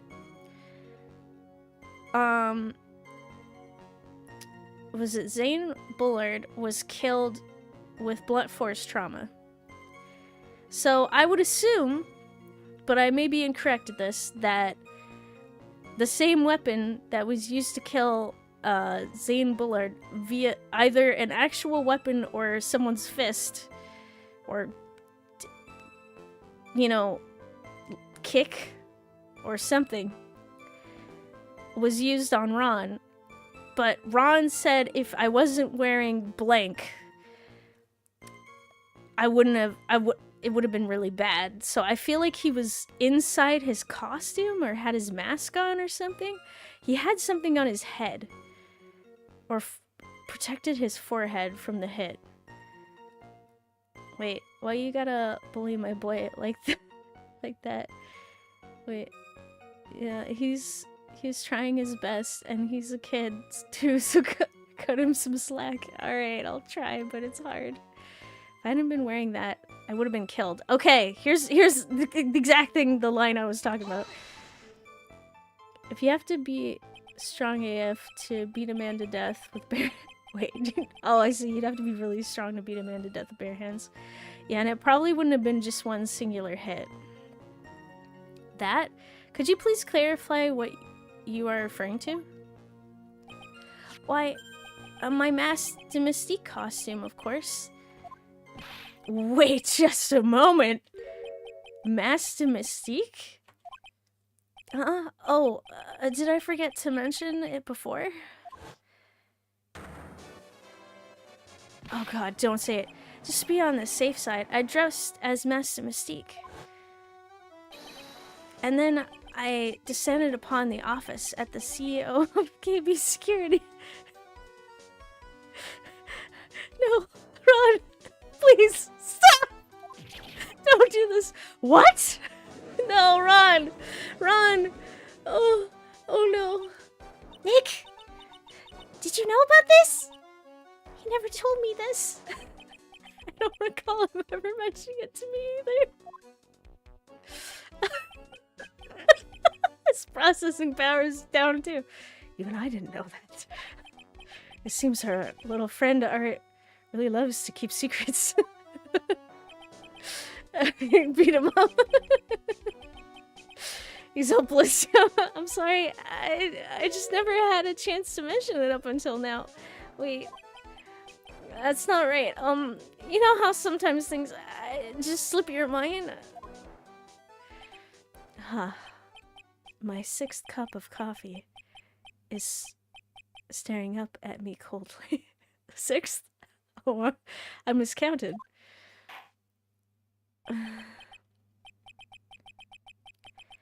At this rate, we can't ignore this new piece of information.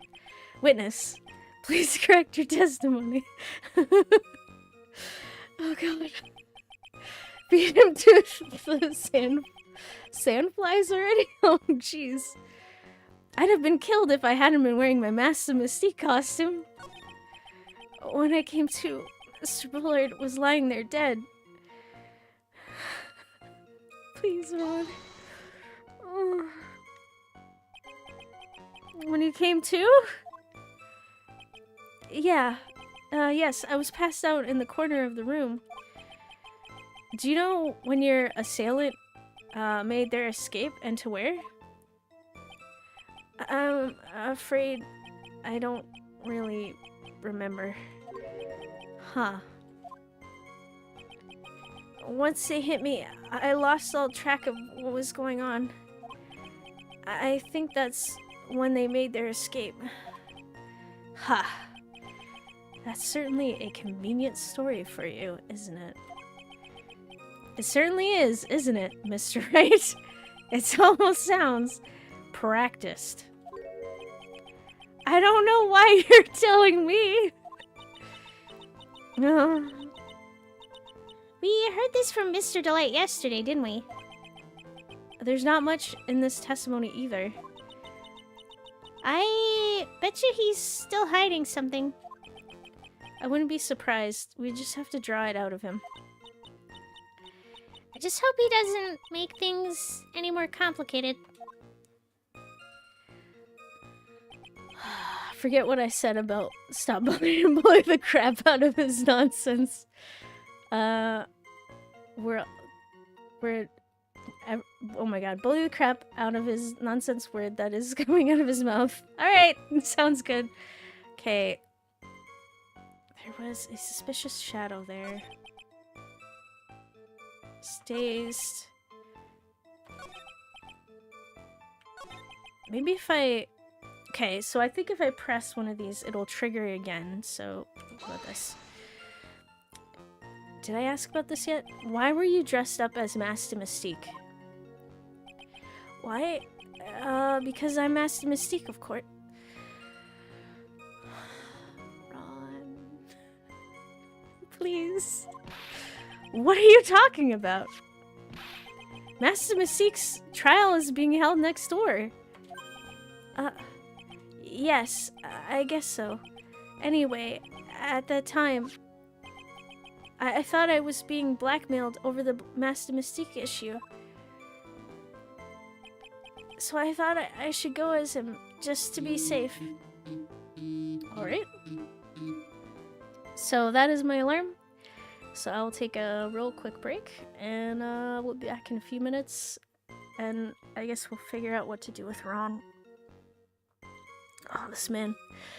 Alright. Can we whip him up a metal chain? Wait, what? Ron. So anyway, after all this, I fled the police, ran multiple red lights, ran over someone, and punched an officer, but I swear I'm innocent. Yeah, that sounds about right. Alright, be back in a few minutes.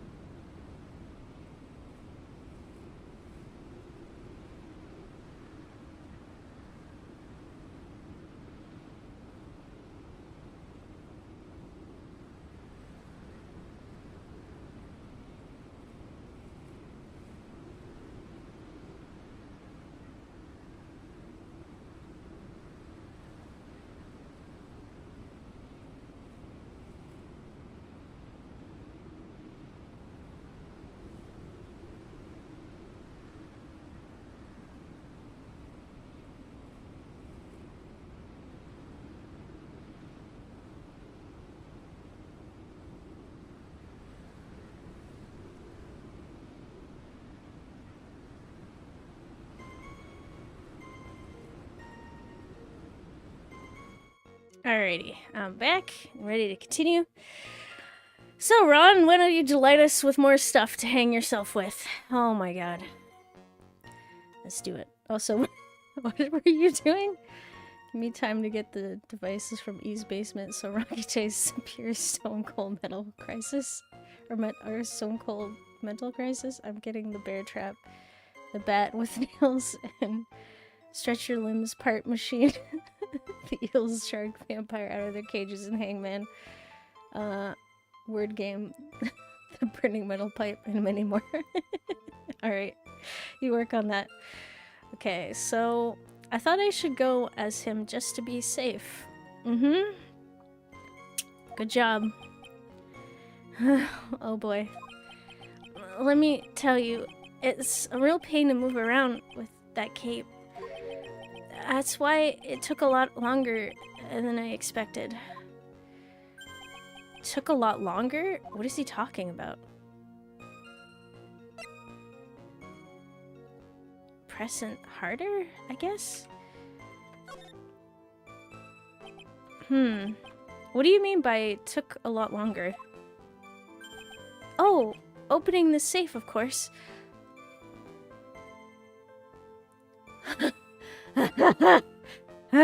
Ron! Stop! Oh! Oh! My cape got caught on the safe door, you see. This all happened when I was hiding Mr. Bullard's body.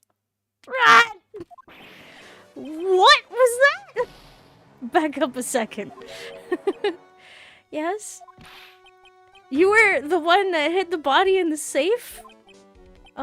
Well, yeah.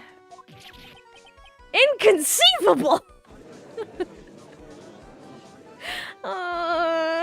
Ron. Why? Just why? What reason could you have? What were you thinking?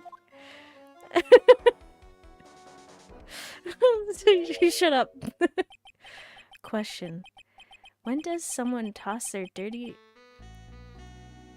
shorts in the washing machine? What? The answer is simple.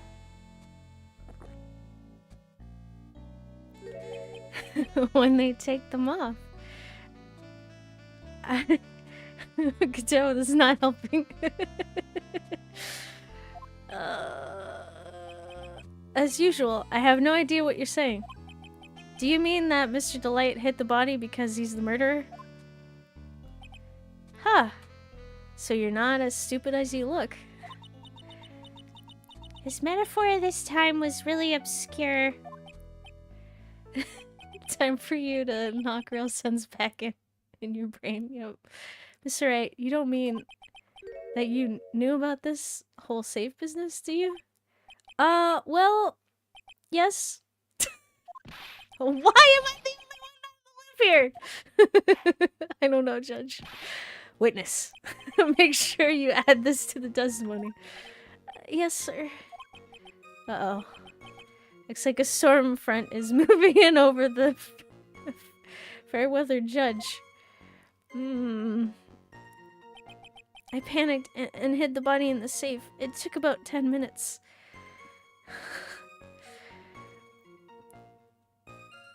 Sure. That might be coming out as pure entertaining. Excellent. Why did you hide the body in the safe anyways? Well, because it wouldn't fit in the drawer. In a drawer. Ron! These are not normal responses, please. That's not exactly what I meant. When I saw the corpse, or that corpse, I kind of lost it. I thought, if they find his corpse, they'll think I did it. He's hopeless. Yep. Ha. I think you had a simpler reason than that. It's because you killed him. Get rid of him.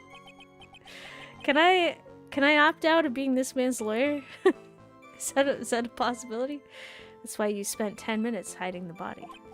That certainly makes more sense. Hold on. 10 minutes.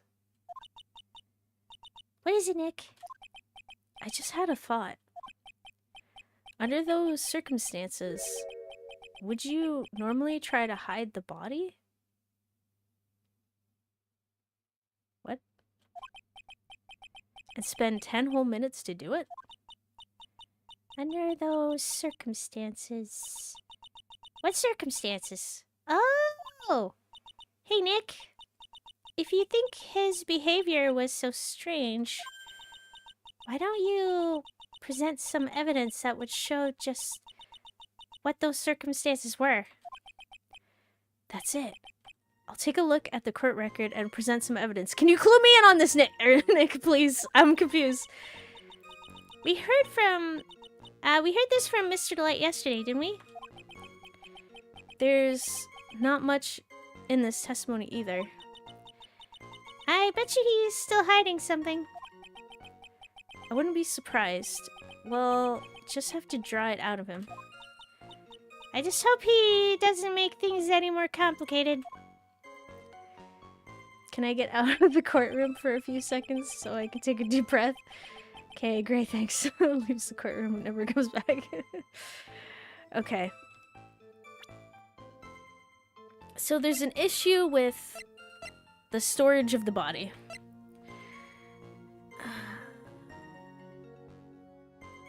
Okay. So we have Rom's testimony about the second heist. The buzzer record? Does it involve the buzzer record?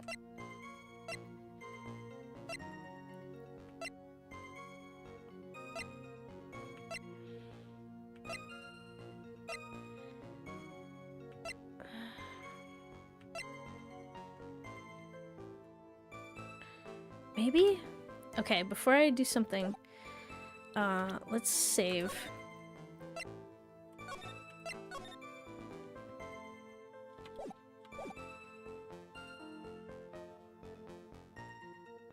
Suspicious shadow, hit on the forehead. I would have been killed if I wasn't wearing my costume. When I came to, Mr. Bullard was lying there dead. I panicked and hid the body in the safe. It took about 10 minutes. Okay. So let me present the report that the buzzer went off. Present. Please be correct. Oh god. Your Honor, could you please take a look at this record? Oh, thank goodness. When in doubt, just guess until you fail or Ron goes to jail. And what might this be? The record for the emergency buzzer that connects the CEO's office to security. If the button in the office is pressed, a security team is supposed to come running. And according to this record, the buzzer was pushed once at 1:02 a.m. What? So Mr. Ron Delight truly was... So if Mr. Ron Delight truly was the murderer, he would have run as soon as the buzzer sounded. After all, a security guard would have been heading his way. Huh? Let's remember who we're dealing with here. He probably had no idea there were security personnel in the building.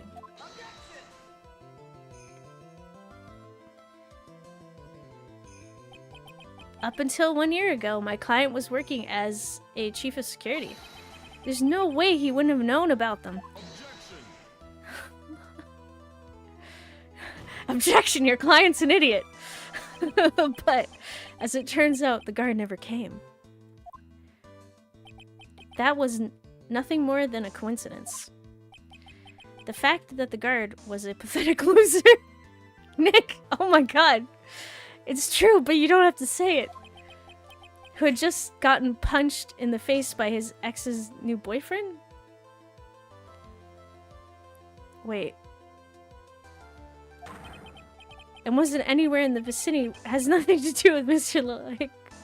Was something Mr. Delight could have known. God. Larry. I can't remember who we're dealing with here. It's a sure bet that Mr. Delight didn't even notice the buzzer going off. Objection, my friend and my client needs medical attention.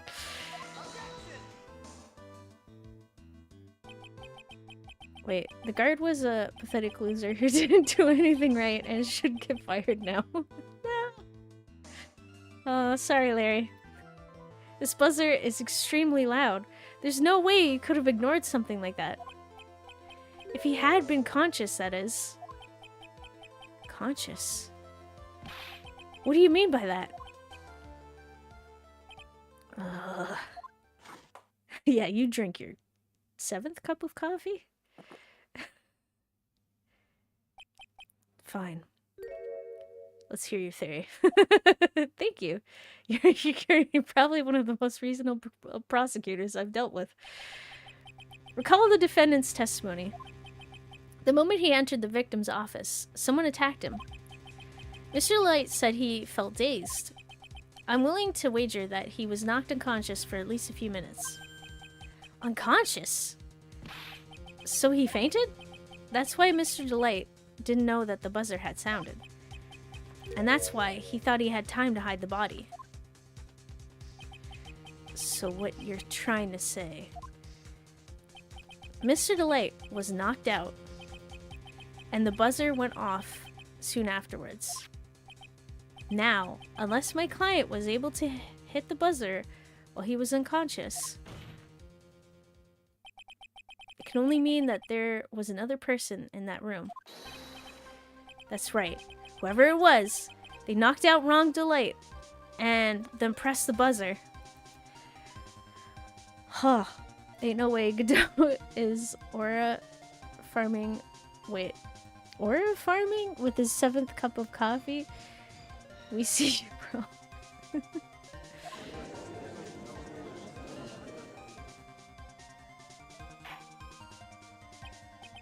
Order in the court, Mr. Wright. This is... Don't object, this is fact. This is preposterous. It was this kid. Ron Delight is the one who killed Kane Bullard.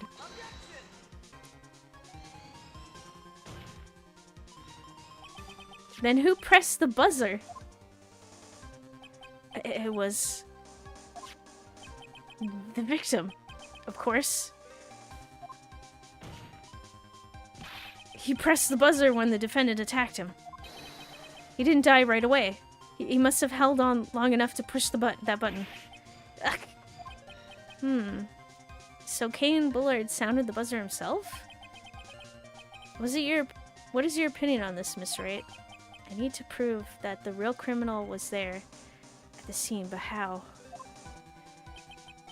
Can I prove that it wasn't Kane Bullard who sounded the buzzer? Yes. I can prove it, all right. Defense opinion is this, Your Honor. Okay, wait, hold on, wait, can I? No! Oh. This piece of evidence proves that it wasn't the victim who sounded the buzzer. Okay. So I think it's because the buzzer connected to the basement security guard office, there are no fingerprints on it. There's no fingerprints. If there would be fingerprints, would there not? Oh my god. I think I'm right. I haven't failed once yet. I believe this is the piece of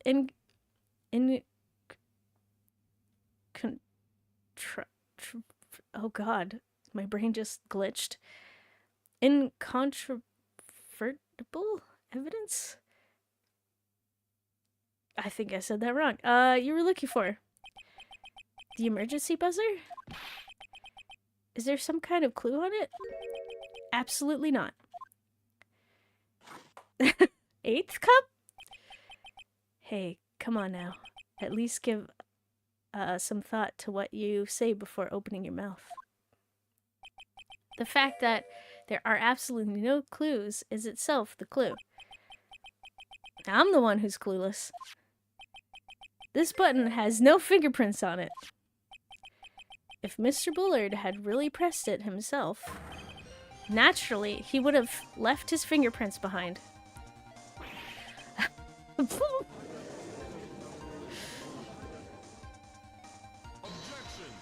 Don't you object me, Ron Delight.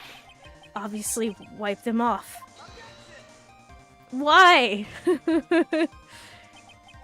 Why would he? A guard could have come in at any moment. He touched that button. I know he did. The defendant, Mr. Delight, was dressed as Master Mystique. And Master Mystique always wears gloves. What reason could he possibly have had to wipe the button free of fingerprints?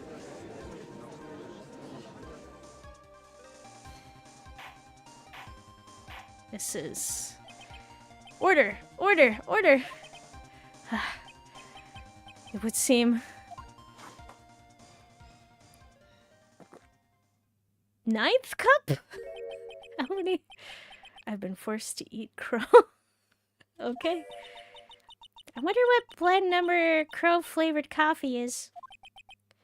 However, if the real killer was there at the scene, why would that person press the emergency buzzer? Well, it's pretty obvious.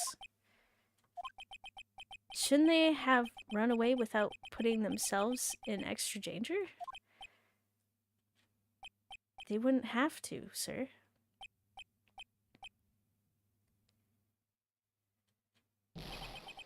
What's with this awkward silence all of a sudden? Ha. Looks like you're fresh out of parlor tricks. They're on to you, Nick. Just give me a minute to collect my thoughts. The real culprit killed Mr. Bullard at around 1 a.m. And Mr. Delight just happened to waltz in when the murder was taking place, right? Got bonked on the forehead. The killer clobbered Mr. Delight and then sounded the buzzer.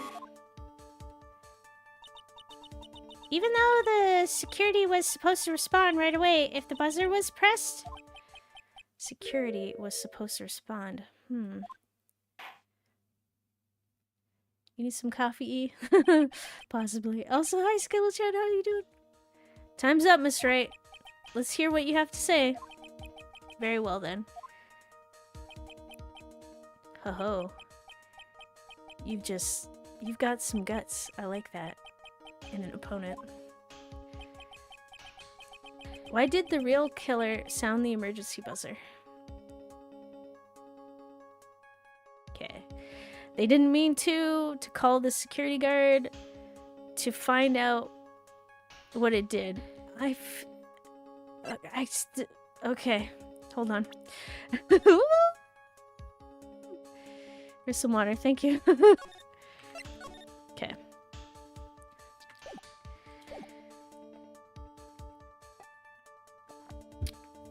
To call the security guard. I feel like they wanted to call the security guard.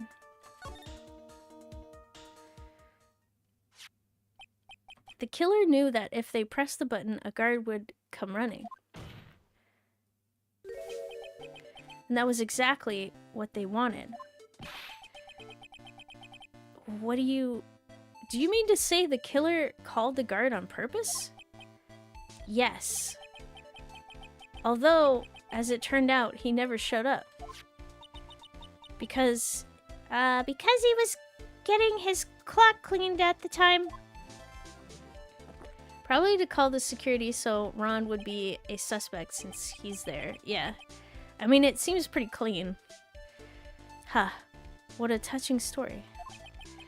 You're saying the killer had a change of heart and called the guard to turn himself in? No. To turn Ron in? No, I'm not. When that buzzer sounded, there were 3 people in that office. The victim, Kane Bullard, who was already dead. Master Mystique, a known criminal. The defendant, Ron Delight, who was out cold. And the third person, the real killer. Look at me! The guard was being an idiot like usual. Oh no.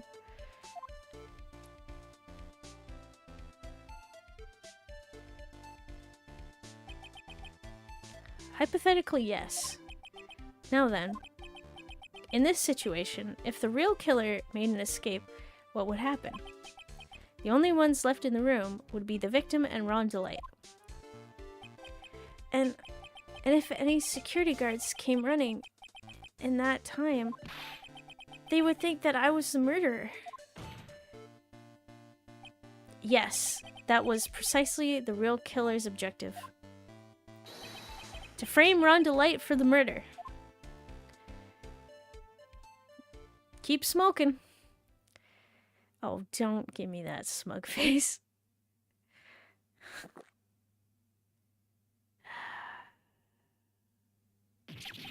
What was that? I'm so confused. You just needed to make a nice surprise splash. Smoking is bad for your health, exactly.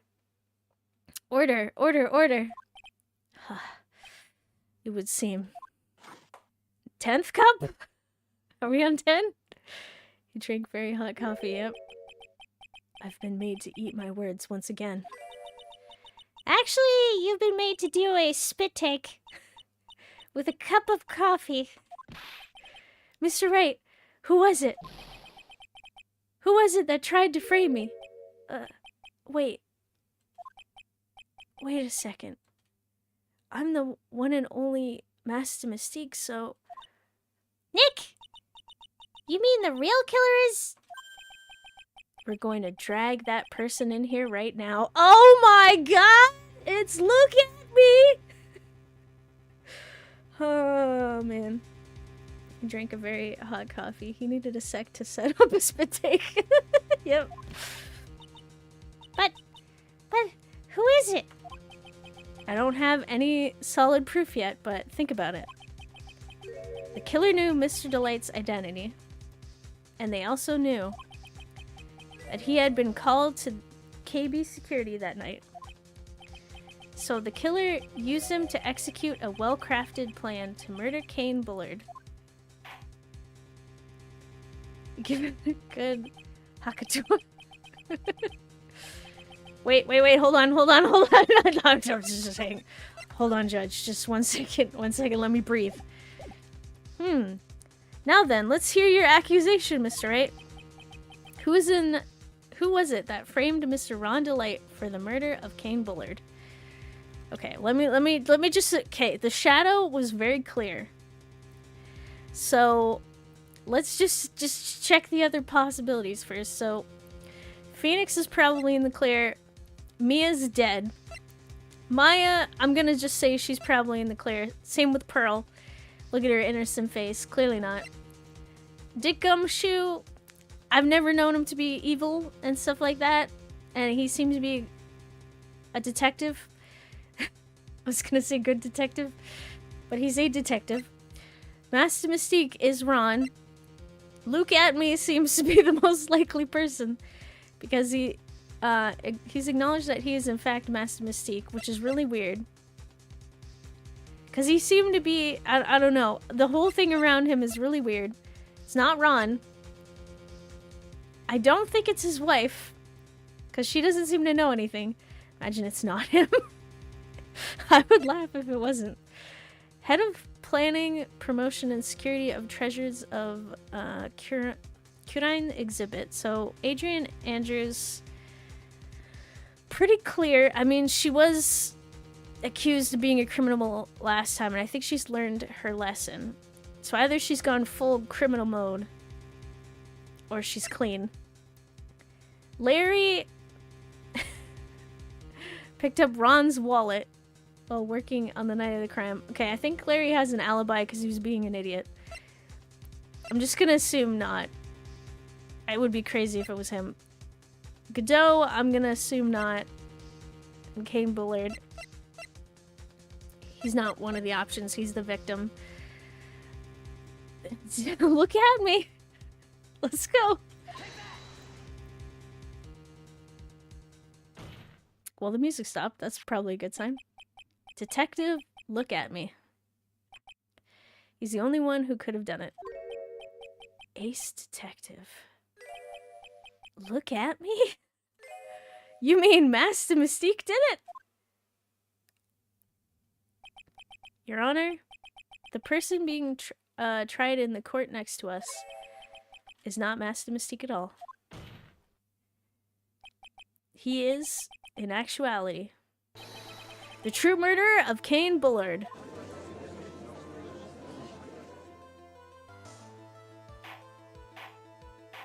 Let's go. Order, Mr. Wright. Explain yourself. Yeah, explain. Theft and murder. Which is the more serious crime? They're not even close. Murder is the more serious crime, of course. It's a capital crime, subject to a capital punishment. Please remember the trial from yesterday, if you would.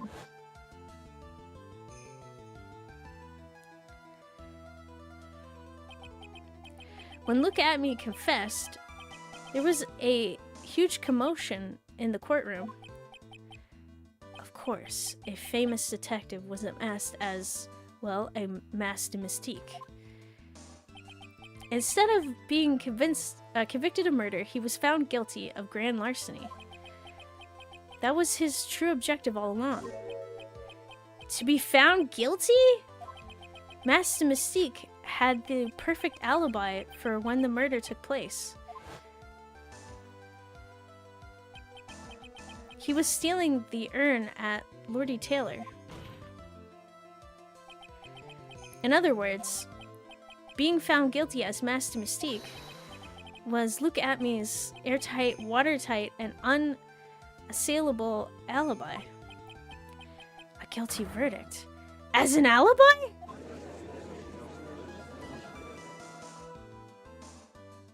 This is...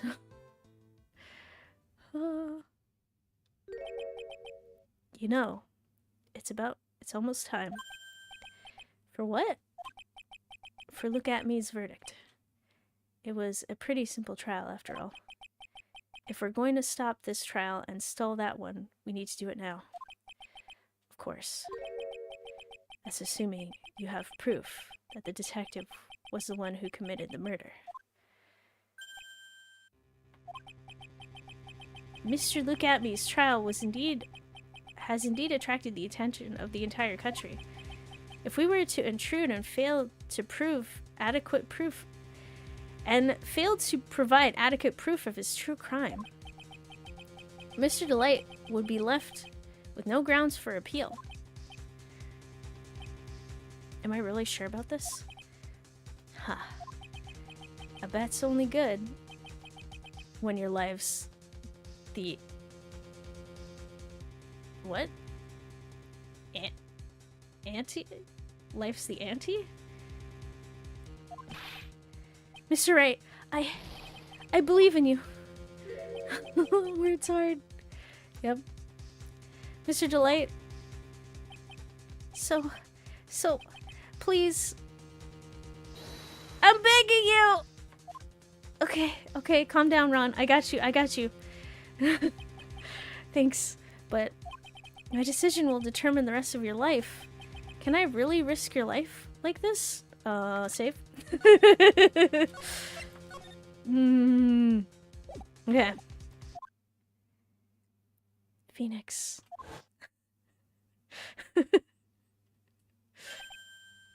Oh, I guess I'm not making a choice here. What was that? Don't stray, Phoenix. For your client, take the path of trust.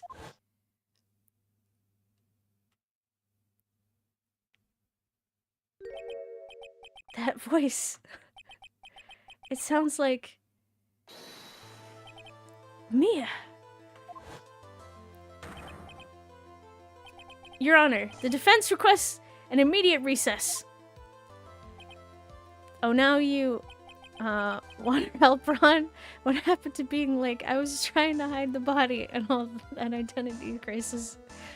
Huh. So that's your answer, huh?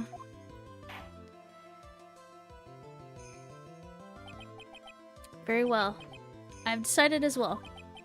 This court will now take a 20-minute recess. Mr. Wright, when we return, please summon Mr. Look at Me to the stand. Yes, Your Honor.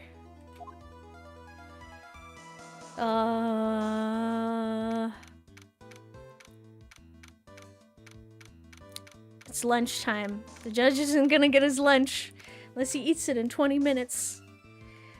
So it's October 14th, 11:58 a.m. District Court Room number 5. Oh god. It's this guy.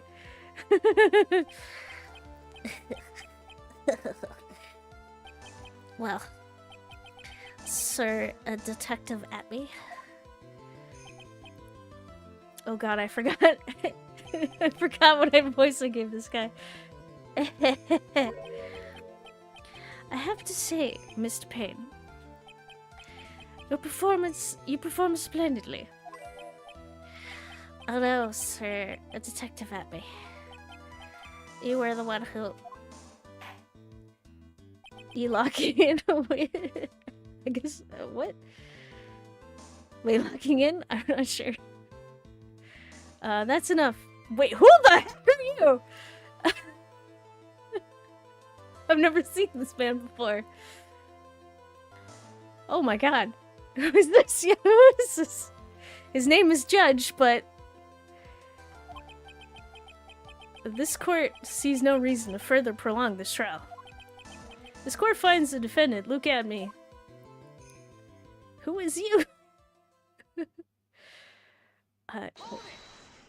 Yes! Wait! Don't hand down your verdict yet! Please!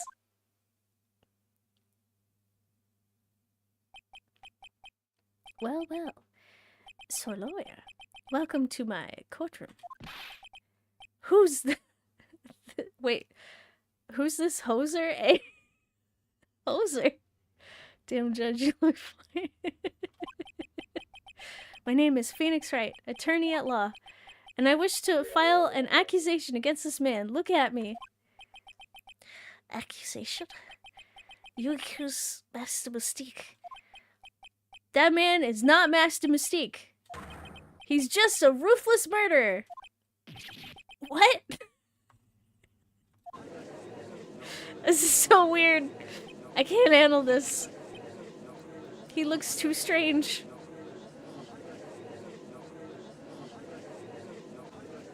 Oh, are you sweating now? That's right. It's happening.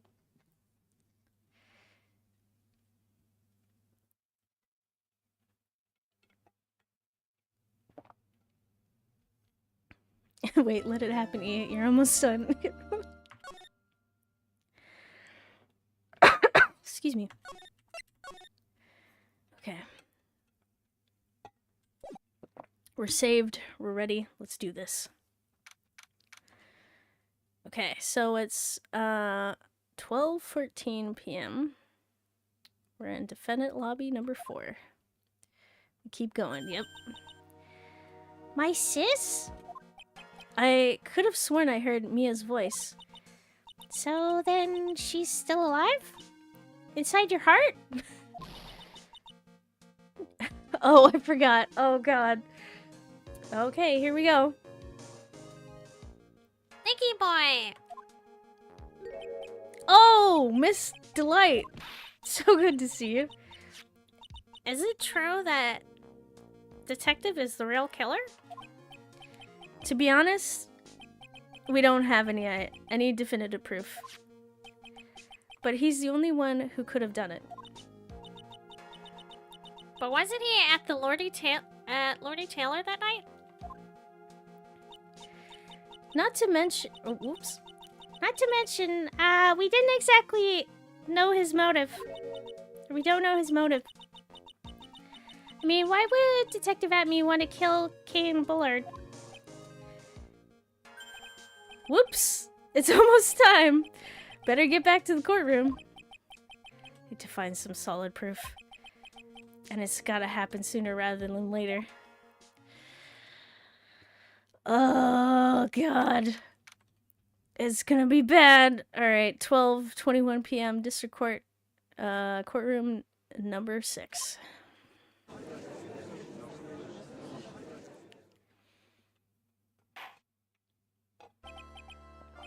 Now then, this court is back in session. It's so normal. So normal looking. That other judge, I don't know what it was.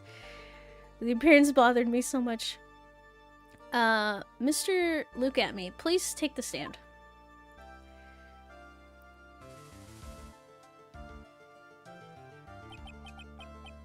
Well, well. How do you do, Sir Lawyer? Oh, God. I never would have thought to see you acting so recklessly. They all look the same. They all have the same beard. The same shape and silhouette. Couldn't let them hand down your verdict just yet. Not when it would have given you your perfect alibi. An alibi by the name of Master Mystique. I'm sorry. I'm afraid even the great Look at Me has no idea what you mean. Of course, I have been in the next courtroom ever since 10 o'clock this morning. I'm afraid there's no way I could have known what's been going on in here. You've been in the defendant's seat all day long, correct? Being tried as Master Mystique. Indeed. It's truly child's play to fool the ignorant masses. Not only did the poor fools ask me to protect their valuables, they even gave me a generous reward upon returning their own property to them. Take this red diamond ring that sparkles upon my divine finger, for example. So you continue to insist that you are in fact a Master Mystique. Of course.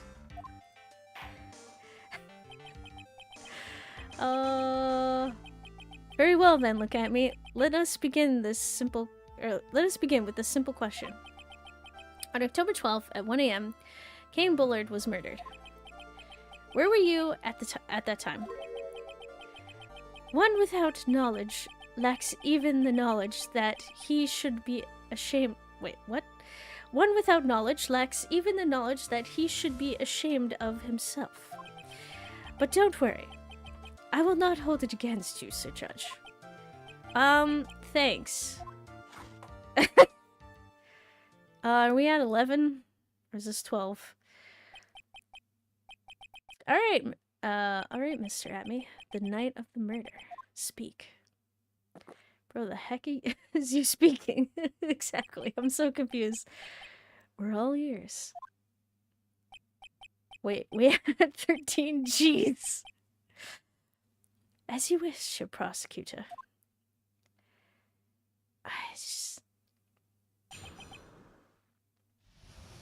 It's ridiculous. The alibi. Alright. I was stealing the urn as Master Mystique, just as I announced I would. I had more than enough time to prepare. It was just a pathetically easy job. I'll keep count of the coffee, thanks. A photograph contains no words, but in this case, one turned out to be my witness. The time at which the camera captured Master Mystique was the same time as the murder. Yes. Yes, yes. How to get around that part? Seems the main point of discussion would be this photo of the crime scene. Everything else up until now was all part of his plan. There has to be a secret in this picture as well.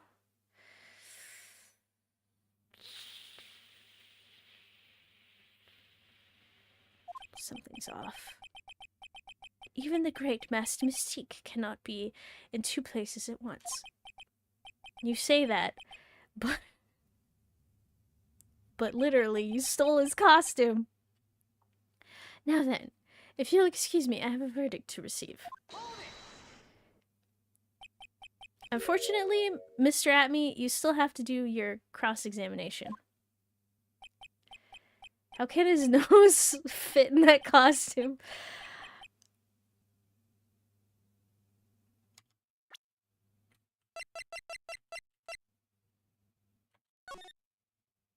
Oh my god, you're right.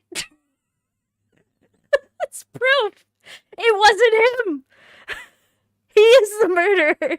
Someone else must have been wearing the costume. There's a third criminal? Or third individual? You're so right. Okay, so Maria. A fool is too foolish to know that he's a fool. I think he's trying to say that you're full of it, Nick. The only thing that's full of it is his alibi. Wait, could have been an old photo? No. What did it... Wait, you got her hamster running double time. Exactly. Let's see.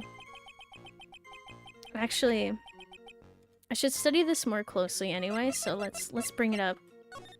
Because they mentioned there's something wrong. Okay. So there is no date on the photo, so you could be right. Run faster, hamster. Okay, so the big thing is something about Ron that's interesting is Ron doesn't have the brooch on his neck. And this costume also doesn't have the brooch. And I think Ron brought up that the old costume had a missing brooch, which is where we were like, oh, okay. So that's the whole... that's the reason why this Master Mystique doesn't have the brooch, right? Because pretty much like it's the old costume from the first heist that Luke Atme stole, right? But there is a brooch that was found at the scene of the crime, but this costume didn't have a brooch.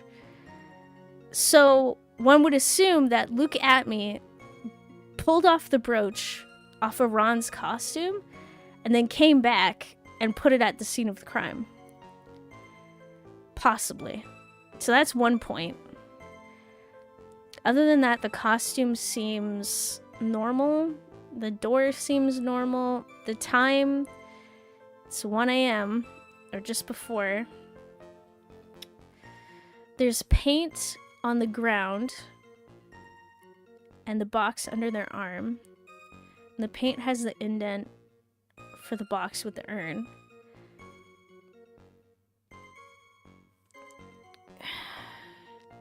So the thing is, Luke Atme was in charge of security, so tampering with the camera, even if he took this picture after he came back, I think this picture, I don't think this is tampered. I feel like this is tampered. Something's off. So the only other thing I want to check is the stain. Yeah, so the brooch was found in the shadow of Ami Faye's statue. Looks like it was torn off of some clothing. There's the stain, right? Which seems correct, and the box. So I don't know if that's pertinent, because that was just to prove the fact that the urn was fixed. Was fixed by Adrian. And she hid the stain with the statue.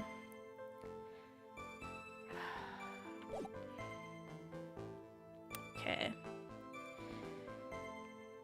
Guess we'll look further. I was stealing the urn as Mass Mystique, just as I announced I would. Okay. So this photograph is the proof, correct? Indeed it is. And the man in the photograph is certainly wearing a mask. That is why I am called Master Mystique. But conveniently, that also means that there is no way to tell who this really is. What do you mean? Huh. Are you saying that this is not, in fact, Luke Atme? That it could be an accomplice dressed up as Master Mystique to create an alibi? Oh, what an interesting idea. Are you saying that I, Lone Wolf Luke, had an accomplice?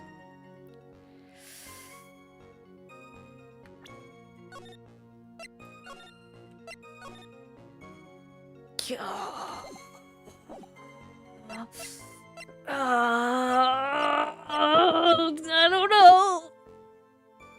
Sure, I think this is wrong. If Look at Me was at KB security during the murder, then Master Mystique in this picture has to be a fake. Exactly. You had an accomplice. Now remember, you've said that, Mr. Trite, because there's no going back. If you're making baseless claims,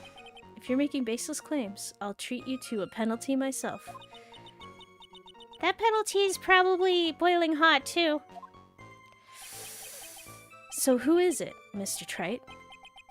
Who is the accomplice? I don't know.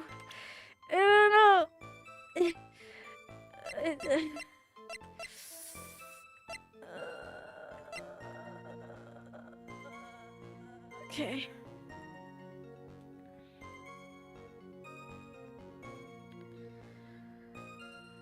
So...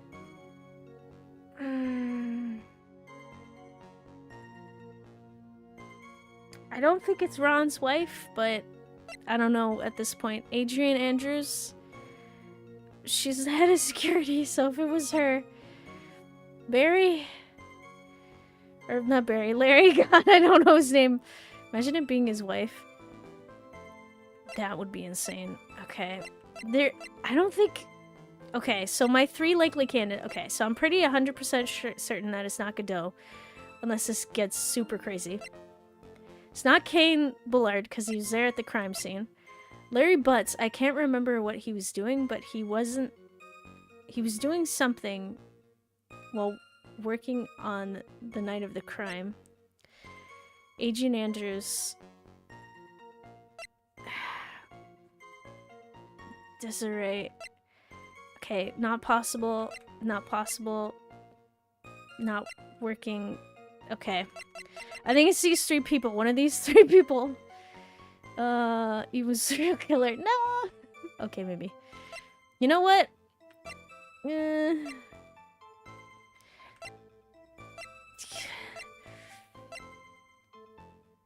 Let's test it out. Let's just do it.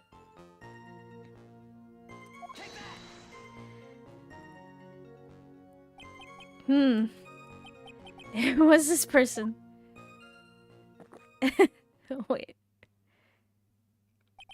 Huh. That's quite the prank you were trying to pull. Do you have any evidence that this person is in fact the accomplice?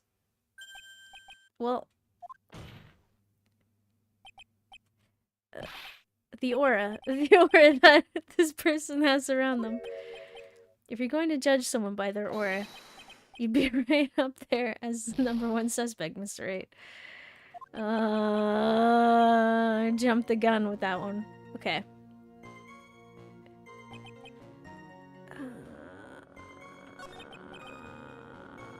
Okay. Okay, so... we keep trying. Might as well. Okay, repeat.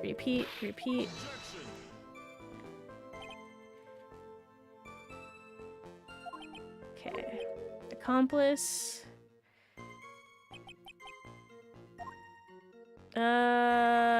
Name the accomplice.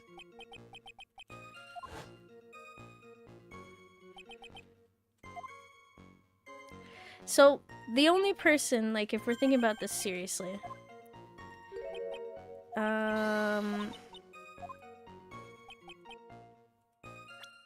I think it has to be Adrian. Unless it's Larry, but...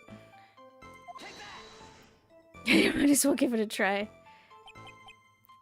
It was this person. Oh no! Okay, I think we don't have enough for this alibi thing anyway. Alright, yep, I know. Well, the aura. Okay. Alright, hit me. Okay, so I'm guessing we can't do anything with that. I had more than enough time to prepare. It was a pathetically easy job. I believe Adrian Andrews hired you at one point. Give it up and say it was an old photo. Oh, if only. That's right. That was over 20 days ago, if I'm not mistaken. You sent the calling card to Lordy Taylor 10 days before the heist. That would mean you sent out the card after you began your security watch, right? Indeed. There was no reason why I couldn't do both jobs at once. It was the perfect opportunity to steal my latest target.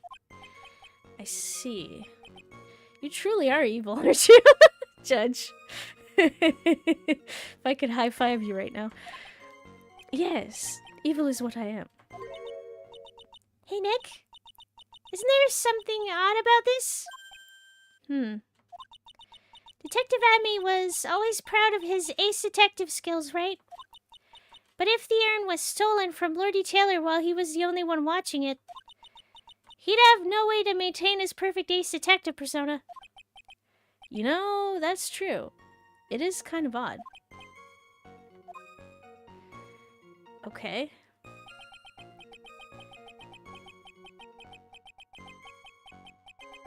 Yeah. So by... It's really weird.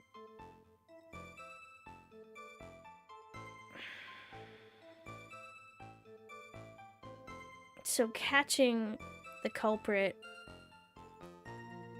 Did he... Does this go even further, where he hired someone to pretend to be Master Mystique so he could catch them, and then it all got bungled up or something? This is confusing. A photograph contains no words, but in this case, one turned out to be my witness. Did it now? So by photograph, you mean this piece of evidence here? Is that correct? Indeed it is. That is it. The very thing that proves I committed the crime. The very thing that proves you committed the crime. It does not. When you think about it, it's really odd. You say that almost as if you had this picture taken on purpose. He was simply caught by the very camera that he had set up. Yeah, but... Why would he... We all have days like that. No, we don't. Not if we're this meticulous. Indeed, it turned out that there was no such thing as the perfect crime after all. Life is truly an ironic thing. A sad blue melody. Looks like I'd better gather more information for now. If he's truly the killer, there's got to be something phony in that photo. The time at which the camera captured Master Mystique was the same as the murder. How convenient! About the camera that took this photograph. Come on now. It's all too clear what you're thinking. Oh. It's an old photo, so he planned to make sure that it would be a foolproof plan for everything. Yeah, there's definitely something weird about it. Okay. So I will have to stop here. Or maybe... Hold on one second. I'll finish this, whatever discussion we're having here. Huh? You think I altered the timestamp on the photograph, don't you? Oh, incoming water. I'm afraid that's impossible. The camera was set up by Lordy Taylor and on top of that, it was Lordy Taylor's staff that printed the picture's data. Unfortunately for the defense, there's no way that picture could have been altered. I see. Looks like I'd better find something else that could be suspicious. So, this alibi is false? It has to be, or he couldn't have killed Mr. Bullard at KB Security. But I'm not really spotting anything unusual. There are two possibilities. Either the masked Mystique in the photo is a fake, or the photo itself is. Okay. So I guess we'll leave on this cliffhanger and continue next time. I'll make sure I save. There we go. Just in case I forget. Alright. So I'll place up my schedule. I stream from Fridays to Mondays, 2 times each day. Today is Mystery Monday, so in approximately 4 hours from now, I'll be playing some Sam & Max, The Devil's Playhouse. Then next week on Friday, or next week, I guess, well, on Friday, I'll be playing some Final Fantasy VII, and then some Dave the Diver. Saturday will be some Project Zomboid and Omari. Sunday, some Hitman World of Assassination and more of the Long Dark. And then next Mystery Monday on the earlier stream, we'll continue with more Phoenix Wright, Ace Attorney, Trials and Tribulation. Yeah, I think that's it. So thank you so much for coming. Hope you have a great rest of your day, and I hope to see you again. Alrighty, bye!